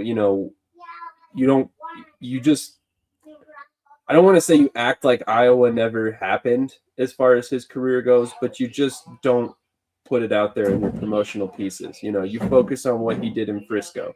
You focus on what he did when he took over in Frisco, stuff like that. So you talk about how he had success there, and now that Texas, now that Austin's going to have football, we're bringing in this successful coordinator and coach or head coach from the Frisco Fighters that are no longer around, and Frisco fans can kind of maybe throw their backing behind Austin now, and maybe that's how you sell it. But does that ultimately make sense in the bigger picture? I'm not sure it does, especially if knowing that a guy like Larry Hendricks lives in Dallas. Like, knowing that, I think he would be very, very high on my list of candidates. I'm looking at a couple different factors, but most of all, like you said, I don't necessarily want a first-year head coach taking on an expansion franchise. How about this name? This just occurred to me. Corey Ross from Quad City. His contract expires this year. They won't make the playoffs. Do we see a move? That would be crazy. I don't anticipate that, because if I'm Quad City, like, my thought process with coaching changes is always the same. Who's the next guy? Who are you going to get that's better? Exactly. Right? Who's out there that's better? So who are you going to replace Corey Ross with? If you're Quad City, I don't see anybody out there that's like I could look at and be like, oh yeah, he's a better coach for sure, or he might be better for Quad City. So I mean, like, that's tough. In my mind, you stick with Ross unless he wants to be there. Did you hear that? It was like this. I think we're overestimating the casual fan, though. Like, does the casual indoor football fan even know that he's coaching Iowa right now? I mean, that's the thing. You know what I mean? I don't know that it's necessarily as important as we might make it. Now, to sponsors, maybe that's a bigger thing. Yeah. I mean, you would know a lot better than I would on that aspect.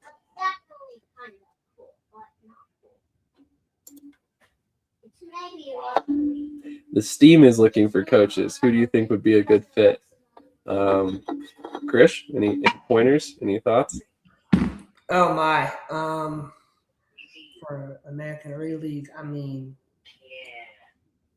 Brandon Henderson. Coach B maybe. Who else? Let's see. You maybe will. No, honestly, no, nothing that. Yeah. Manas, maybe Manas wants to, And Son. And Son. And yeah,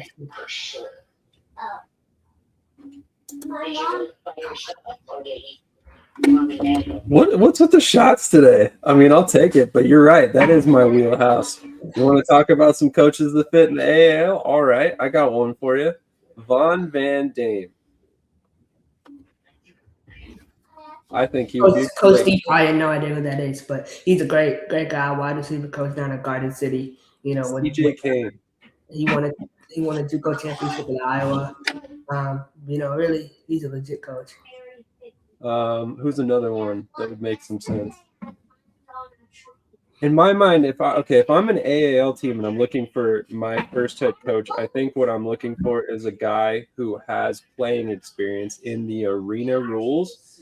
And more importantly, I would be looking at a guy who has some form of coaching background, whether it's as a college coach, which is why I think of Vaughn, or as like a coach at high school. Like I wouldn't want a guy with only high school experience, but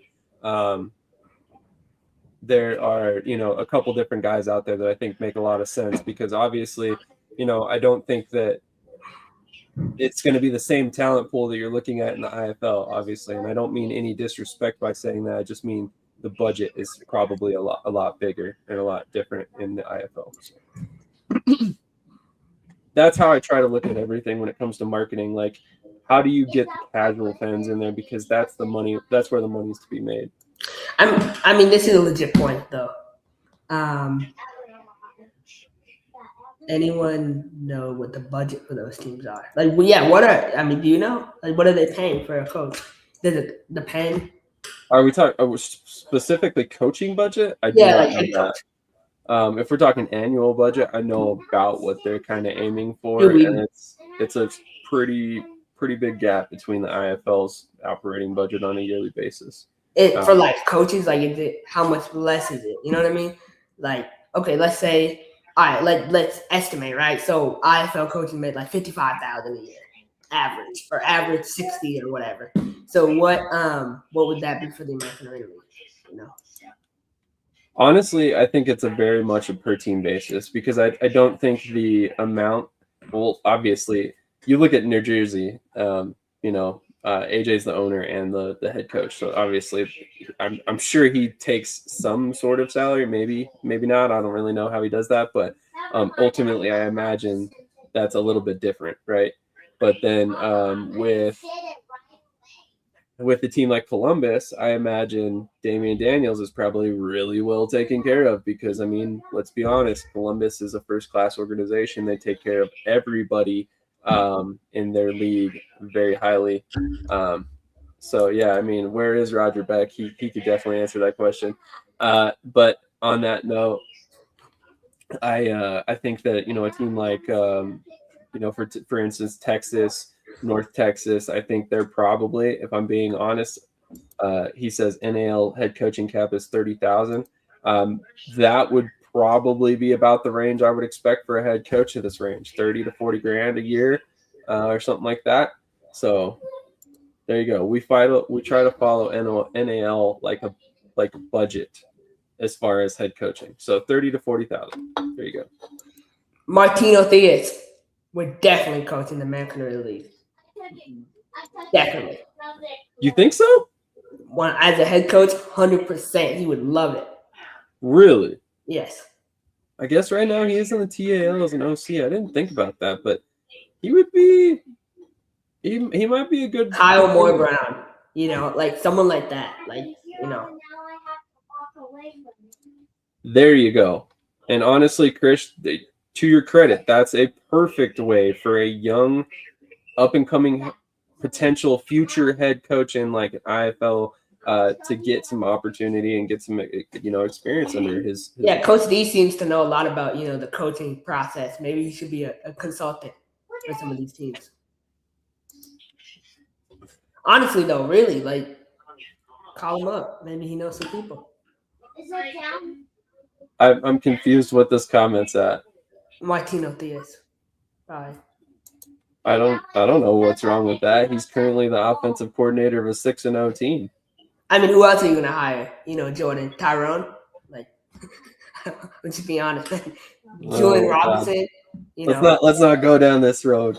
But on that note, we're gonna transition over to the AF1. Like I said 20 minutes ago, I was gonna say, with all due respect, Martino Diaz. Tony O'Neill. Oh yeah, Tony O'Neill is a perfect candidate for American Riddle League. Dear Lord, are you want a culture? You want a culture builder? Black PJ Fleck, they call him. So you gotta bring him in. You are. You're gonna have some DMs after this show for sure. I don't care. Jake Lambert already blocked me. Chris Hemphill, man, I don't know if he would do it, but that would be a hell of a pick, especially if a team goes into Louisiana or something like that, or in that area. I would love to see Chris Hemphill as a head coach somewhere. He's a heck of a recruiter too, in my opinion. Lobon, I think if he's going to be a head coach, it's going to be in Sioux City, in my opinion. CJ, I think it would be a great way, for him to get some experience for sure.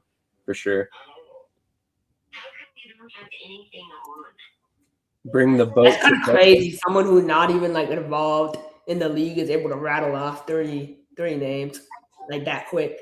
That shows. Yeah, you should hit him up if you want, a list. Well, you're talking about him being a consultant and whatnot. Like, clearly he's put some thought into this. So right off the top though, give him an hour and maybe we can, have a list of, 15 quality candidates. I agree. Anyway, AF1, there's been, a couple things happening as mentioned before in the lead up.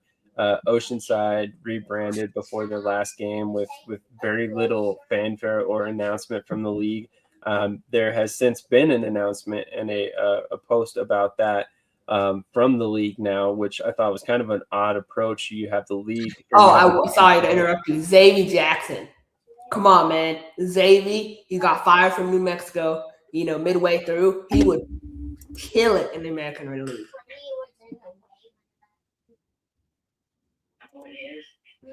All right.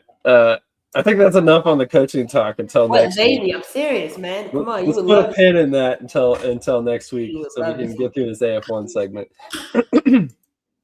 Excuse me. So yeah. Anyway, the Oceanside stealth. Bro, no, I see. The problem is, I'm sorry. This is really.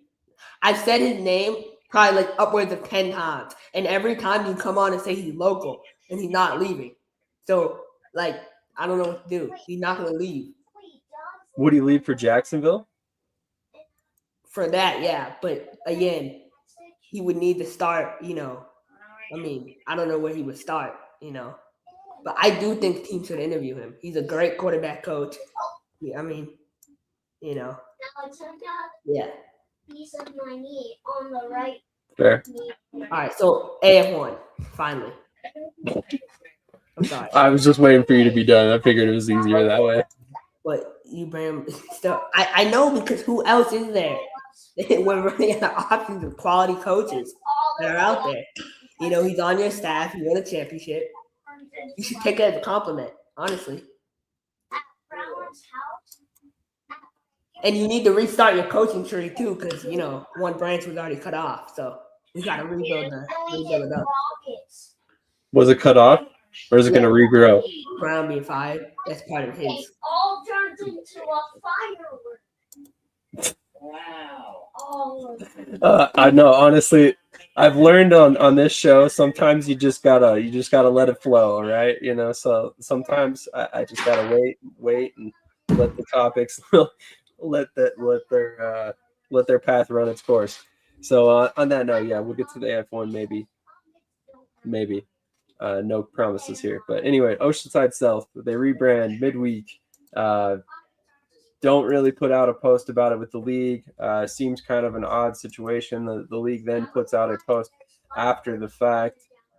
bringing up the fact that they now have the Oceanside Stealth, which has played their first game in the league. So have you ever, in your many years of watching football, have you ever seen anything like that from a league in their rollout of an expansion team? No. I mean, it's crazy. Rebrand. I mean, I was listening to Gotta cultivate it and help let some branches get cut off for the greater good. That's interesting.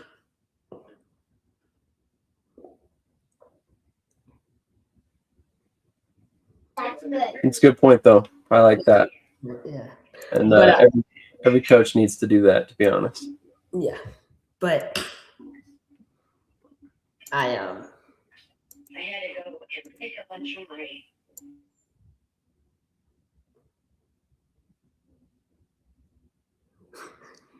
I'm like so confused because I like this comment, but I'm looking at the account name. And is this Jacob Lambert burner account? Like, what are we doing? Minnesota Monsters. We're talking about the Oceanside Stealth. Monsters are going to have to wait. Okay. Yeah. But at least we're on AF1 now. At least it's about Minnesota. So there's that. My caffeine is hitting me now. So I'm I'll start that topic. Okay. All right. So anyway. they had the new owner on AF1 Fan Zone, right? He has his screaming grandchild in the background, like put the thing in the crib. But my problem is that this new owner is talking like, they've been around forever. The way, and this is how a lot of these new owners come in. They think they got their Band-Aid, and I feel like, I heard that he's already offering players more money. I heard from multiple players that they've been offered $800 plus to go to Oceanside. So if we're already offering guys more money, if we are focus. What? Finish your thought. If we already are offering guys more money, how can you?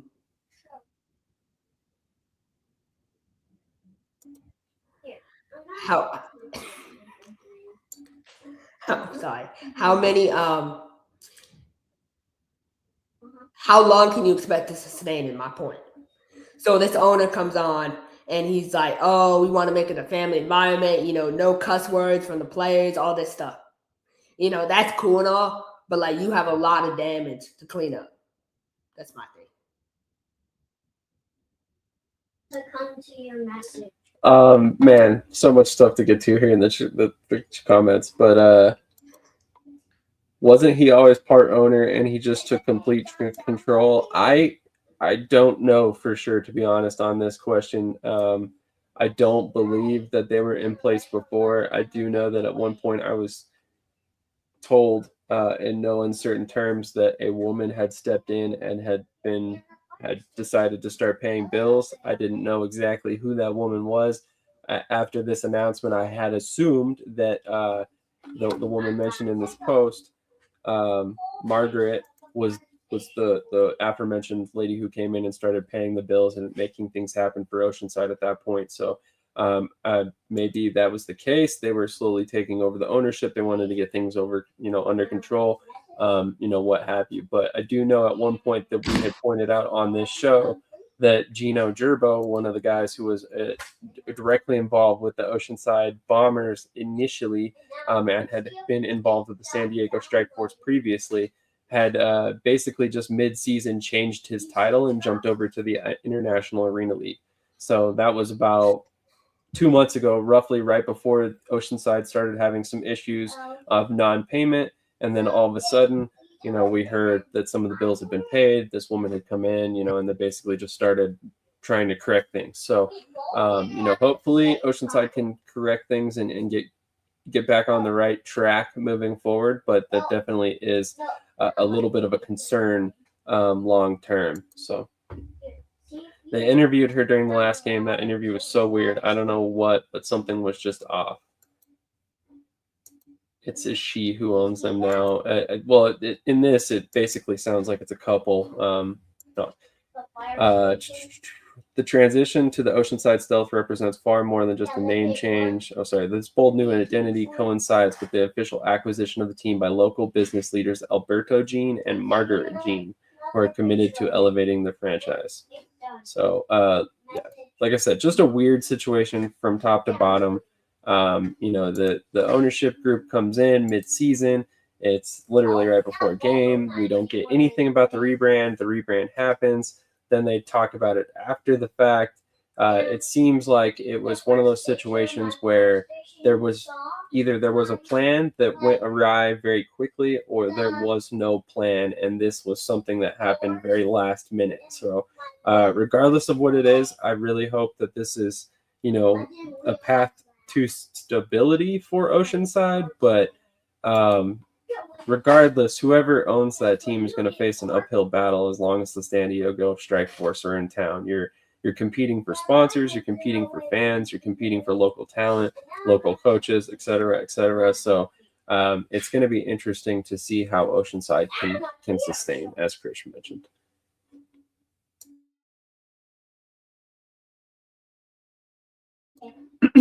All right, so let's move over to the transactions. Right before the playoffs, it appears that... And I do want to talk about the All-Star game, too, after. Absolutely. That is an interesting topic to get into for sure. I can't wait when someone tears their ACL, and just, that's going to be a whole deal. Yep, that's my exact concern. But I wanted to highlight some of these moves for Nashville. So Nashville has lost a group of players right before the playoffs here. And Wayne Thompson, DB from, play for Southwest, yep. In CFL. That's crazy. Tiger. Desmond Maxwell, Austin Collier, I think has been a really, really impactful player for them this year. Kendall Williams has been amazing. Oh, my God. One of Tyler Cochran's roommate in college, came over. Good player there. Jeremy Martin, veteran lineman. So Desmond Maxwell, like you said, I wonder how long these players are out for. If it, something maybe for the first round of the playoffs. They might get them back for the championship or whatever. So, yeah, honestly, I'm not sure about the IR restrictions in the AF1, so that's definitely something that I would have to get some more information on that. But it definitely saw all of that happen. Aaron Phoenix has been on 5 teams in 3 months. Like, this is insanity, and he's a really talented player. He needs to go find some stability for next year because he is someone you can build a team around. I really believe that. 5 teams? Who else? Who's the 5th team? Because I know Minnesota, Albany, Kentucky, Washington, Las Vegas Rockets. He was in Kentucky? Yes. And Las Vegas. He was with the Rockers? Yes. Because I really love that food. What in the world, man? That is man. I'm telling you, hey, he might be better than Javonte. And Jacob Lambert's going to hate that because he's paying him $2,800 a game, and his backup is coming in and going to outperform him. I'm telling you, Eric Phoenix is a better quarterback than Javonte. What? Promise you that. I don't know. Yes, but why are you sending me all these loves? He knows I'm right, though. That's funny that he tunes in right when I'm saying that because he knows it's a fact. I hope I didn't delete them to you. So, that Phoenix is better than Javonte? Nah, like the money thing. Like, he's the highest paid quarterback in the country. So even if Aaron Phoenix is outperforming him, he won't get benched. The country? That seems crazy. I don't know.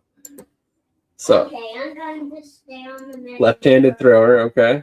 I mean, honestly, I do wonder. I mean, you've been on that many teams in this short amount of time. Like, what makes these teams keep releasing it? He might be highly talented. Is he a diva behind the scenes, or is he not picking up offenses quickly? Like, there has to be a reason he keeps getting shipped off. Well, okay, so let's go through it. Okay, Rockets, right? That situation was terrible. The housing is terrible, whatever. So he might have left. Okay, so he went to Albany. He signed with Albany. They told him he's coming in to be the backup. And they also told him he could have an opportunity to play. He doesn't get an opportunity to play there because Sam Castanova came back. So it's timing, okay? Then he goes to Washington.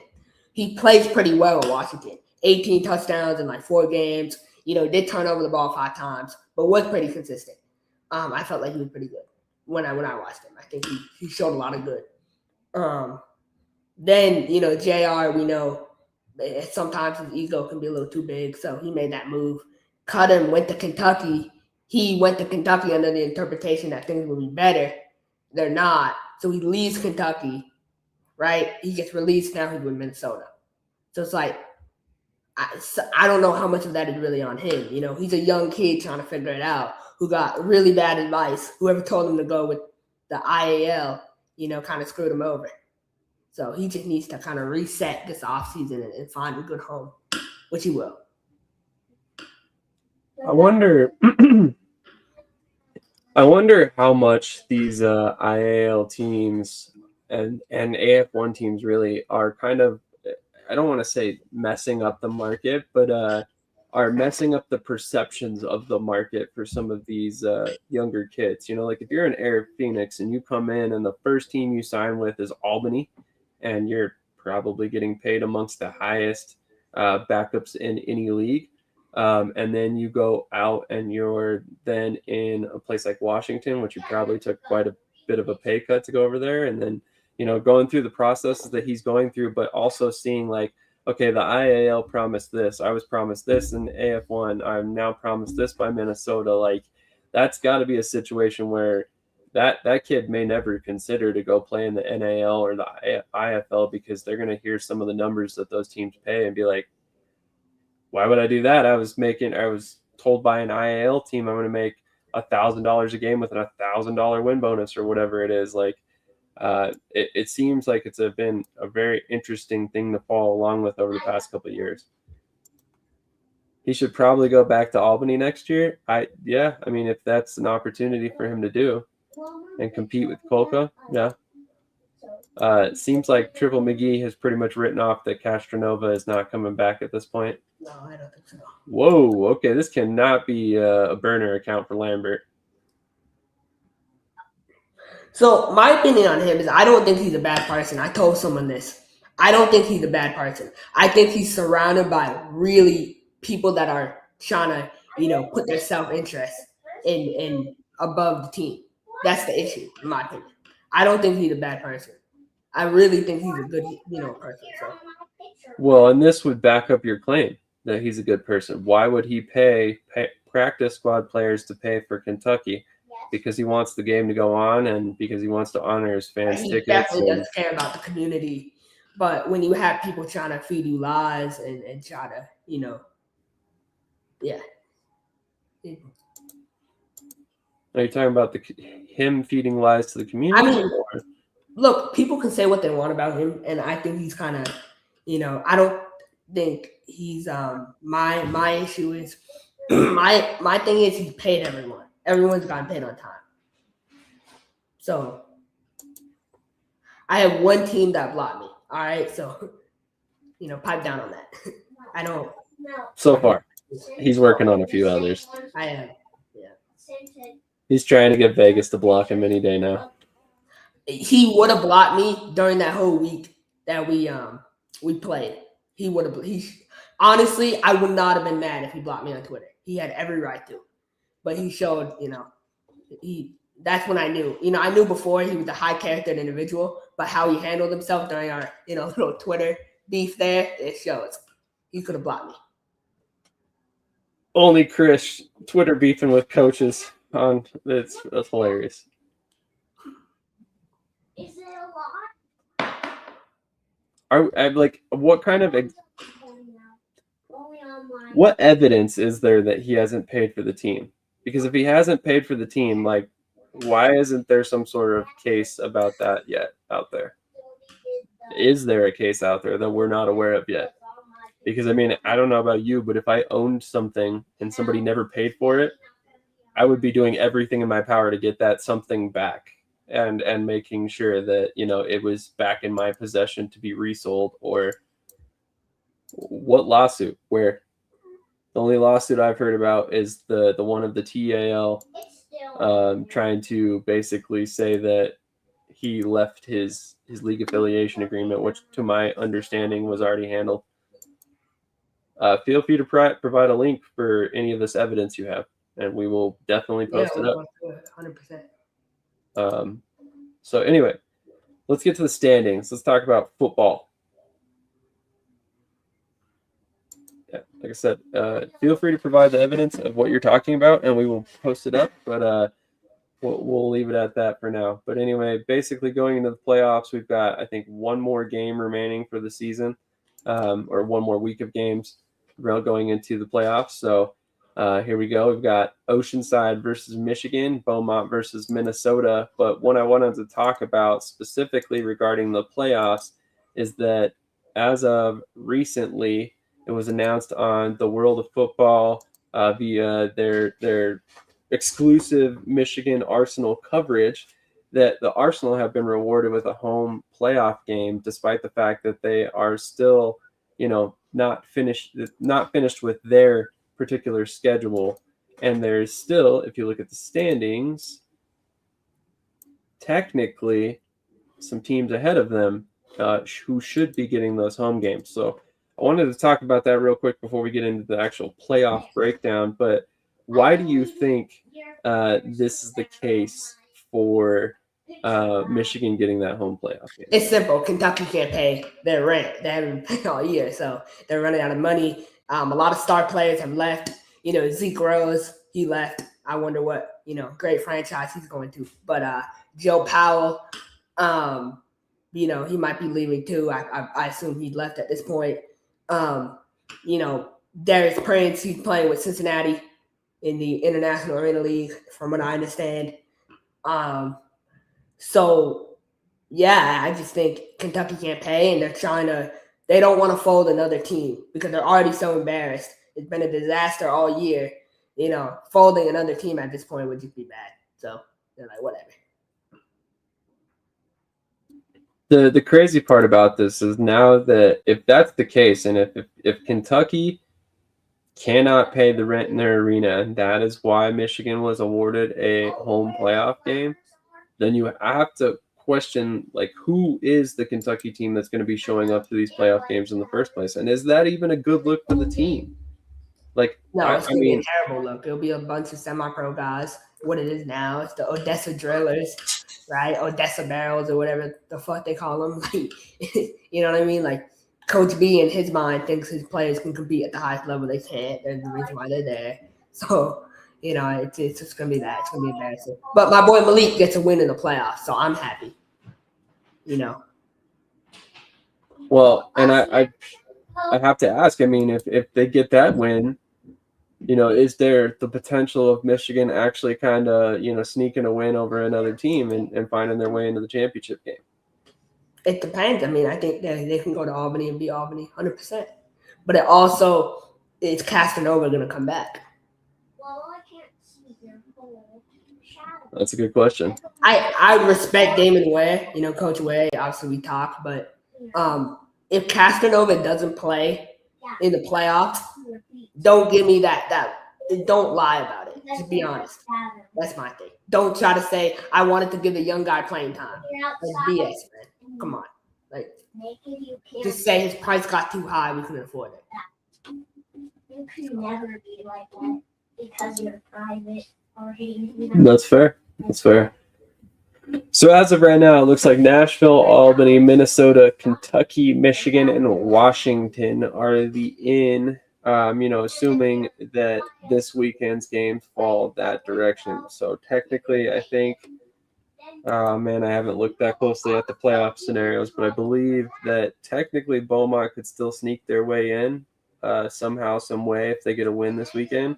I'm not exactly sure what that scenario looks like, but other than that, it appears the rest of the playoff spots are sewn up, and should be quite interesting going into the playoffs with Minnesota, Kentucky, who is not really Kentucky, Michigan, and either Washington or Beaumont. So, granted, I imagine your thoughts, and regardless of who makes that 6th seed, your thoughts are that it's an uphill battle, with Nashville and Albany there at the top, and even Minnesota as well. But do you see any sort of dark horse candidate that could come in and possibly steal a championship win here in 2026? Yeah, I mean, playoff picture. I mean, I was listening to the Washington Wolfpack coach show last night. JR is 100% feeling the pressure. You know, I feel like he knows he's on the hot seat. Listening to him read off all the franchise records, you know, that's why the franchise records, not league records, right? So he's starting to feel the pressure. And I think if Washington doesn't make the playoffs, they will make a change. I could see Beaumont winning. Minnesota really has nothing to play for at this point. So if Beaumont wins, they'll be in the playoffs. You know, Cam Peters, you know, we talked about him, young kid from Prairie View, and then, you know, won a national championship down there in the SWAC. So he's solid. I believe they can compete with Minnesota today, and I think Minnesota will start Eric Phoenix today. I expect that, you know, because they'll rest all their guys. Makes sense. Makes sense. I do want to touch on the All-Star game and get your thoughts. Like, yeah, absolutely. About the idea. Yeah, I mean, it's an interesting. I mean, we kind of talked about it this last week, and I'm not going to lie, I haven't looked super closely at their announcement about it, but I feel like it's a very interesting decision to run an all-star game in a professional league at this level, specifically because of the fact that you have to look at the injury scenarios that could potentially happen. And I know, Krish, this is part of your concern as well. You know, what happens if a player suffers a long-term injury and then that team goes away? You know, say it's I don't even know. Say Beaumont, and this is just for sake of an example. I'm not trying to say Beaumont's going to fold or anything like that, but you know, say Beaumont has a player playing the All-Star game, and then they decide that, hey, you know, we're done with this football thing. We're going to go ahead and fold up shop. What happens to that player for his injury coverage after that?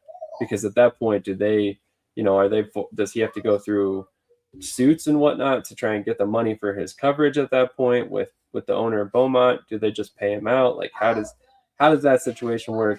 What would that look like? Does the league then cover it? You know, that as long as the players are covered in the event of injury and they're getting paid somehow, some way, then yeah, I'm all for it. But the logistics behind it scare me a little, and just because I don't know enough about it yet. But I'm curious, like, what are your thoughts on it, Krish? I think you hit it right on the nail, right? We want players to be safe. We want players to be taken care of, especially for an event like this. You know, I could see a lot of players. What's the incentive to play in this? Are they getting paid? Is it more money? Does the winning team get some type of bonus? You know, the league covering travel. These guys from Albany are supposed to figure out a way to get to San Diego by themselves.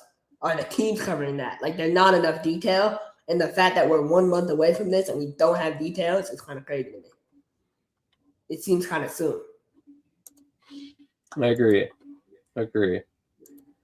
Not saying you're wrong at all, but what's the difference between that and leaving the playoffs and closing up shop? Granted, that's super rare.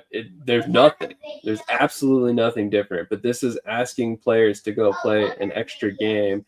You're asking owners to then cover that extra game. I assume, that's my assumption, is that the owners are still liable for those workman comp claims, assuming something happens in there. Unless you go, you know, like, I'm not a contract lawyer, so please don't think that I have any sort of legal advice, but I imagine the only way around that would be for them to sign a like contract for that game or sign some sort of injury or waiver. And I'm not saying that it's not possible. I'm not, for the record. Like, it's very possible to make this work because, let's be honest, a lot of Nashville players are going to be in there. A lot of Albany players are going to be in there. A lot of Minnesota players are going to be in there. And I have zero doubt that all three of those teams are going to take care of their players, and they would probably pay for the travel and stuff too. So on something like that, it's just, I just want to know more about it before I'm like, yeah, this is a great idea. You know, like, from an exposure perspective for players, I think it is great in theory. But there's a lot of stuff around it that makes me question it. The idea is good, but I don't think it's going to work with the injury risk. Obviously, the players will have a choice to play or not, but I doubt they would do it on their own tickets. 100% agree. And that's another aspect of this. You know, if players have choices to not play, much like the Pro Bowl for the NFL, you know, do we see a lot of the guys opt out? That's another thing. You know, a lot of these guys after the season's over, they go home and they're at home and they're working a full-time job during the off season or whatever it may be. So like, do they even have the availability to come back? So that's a whole other thing. But any other AF1 topics or thoughts on this before we call it a show? No, I hope the league can figure it out. You know, it's been an embarrassment. I'm sure you saw the off the wall interview with Terrence Ames, you know, a former victim of the Kentucky Bells. And you know, one thing he said is, I only wear the gear of teams that pay me. Right. And so that's funny, but it's sad too, you know, because there's too many teams out here that think they know what they're doing and they don't. And it's like, it makes the whole industry look bad. Right. 100%. And I just feel like I would like to, you know, Corey Cunningham came on our show and he sold us a bag of goods. You know, this is going to be like this, it's going to be like this. And then, you know, I mean, he had me believing the team was legit. Like, I'm like, oh man, I want to go down to Kentucky. And now it's like. To be fair, and this is just from one source that I've got, I've heard that with Kentucky, it was never an issue of him not having money. It was a situation where he overspent his reserves and his cash flow didn't match what was going out. So that's not an excuse. That's still you can't have that happen as an owner, right? You need to work within your means, but at the same time, I think he ran into a lot more costs than he was really expecting early on. I mean, I can say now, like, a lot of those players aren't coming back. You know, for this year. You know, look at Zeke Rose. You know, think about it. He was their star player. You know, now he's coming and he's coming to Orlando Pirates. So he re-signed with us. I'm excited to have Zeke back on the ship, but that was just announced here, you know, an hour ago. But, you know, excited to have him back. But, like, you know, they activated him off, making it seem like he's coming back. He's not coming back. So for me, you know, I put some of this on Coach Walker too. You know, I know he's, you know, we've had him on the show. I like him. I think he's a good guy.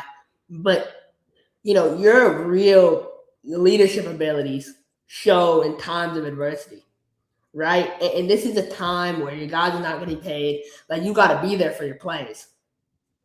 You know, you can't disappear to, you know, the fake ICU and pretend you're sick. Like, you can't be doing all that. You know what I mean? Like, it really, you got to be transparent. And I'm not saying he wasn't sick or he was. Yeah. I mean, we don't live in the Twilight Zone here, you know? Like, to be fair, he was at the last game coaching.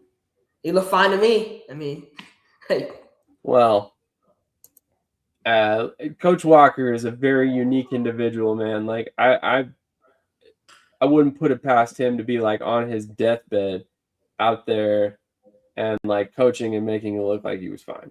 You know, he's a different breed. He's an old school coach. It's in modern day. So as far as that goes, like, I'm not saying that he doesn't deserve a little bit of the blame with the whole situation, but at the same time, I don't know the conversations that he had with ownership. I don't know what budgets he was given to be able to pay players. I don't know all of that information. And I err on the side of caution when it comes to stuff like that. Like, yes, it's very possible that he could have outspent what the owner had budgeted for him by a significant shot, and that's why we ran into some of these issues. But I also think that you know, there's just a lot of factors, and we don't really have a ton of information on what actually was like the straw that broke the camel's back. We work off information we're given, so at the end of the day, there's some information that we just probably will never be privy to. So on the surface, yes, 100%. Everybody from the top down in that organization, you know, above the players is somewhat to blame for how it's unfolded so far. Yeah, so. I did. We just need transparency, man. Like, I feel like the AF1, the fans are dumb. Like, I really think they think that because the lies they spread. I mean, Gary Compton going on the podcast saying Kentucky's a great organization. You know, it's like, really? Are they? It's, you know, TJ has said it once or twice. He's not the he coached both sides of the ball. Also, that probably means every other coach is out. But TJ said it often, right?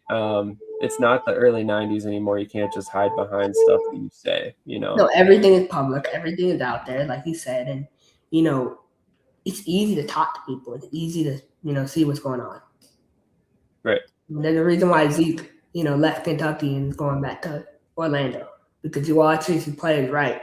That's why he's one of the greatest owners in the country, because he knows how to treat players right, take care of them and all that. And so it people value that. And it goes back to, are you going to be one of those, guys who lie or who tell the truth?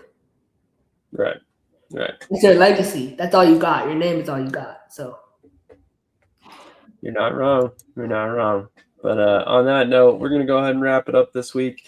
We appreciate everybody who tuned in. Over 50 viewers pretty consistently throughout the show today. We really appreciate everybody who tunes in on a regular basis, whether it's Triple McGee, 1060 Design, Sea-Dog the Goat, Brian Mathern, Minnesota Monsters. You've been in the chat quite a bit lately. Appreciate you.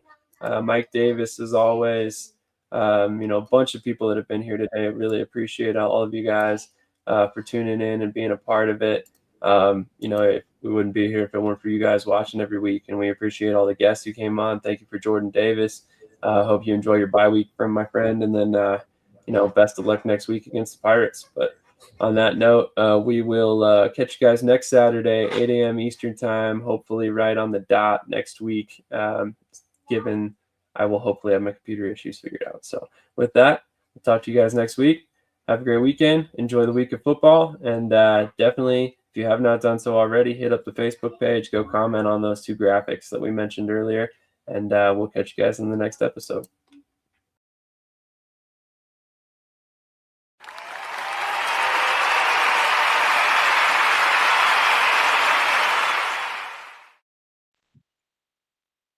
Hi, everyone. This is TJ from Shady Sports Network.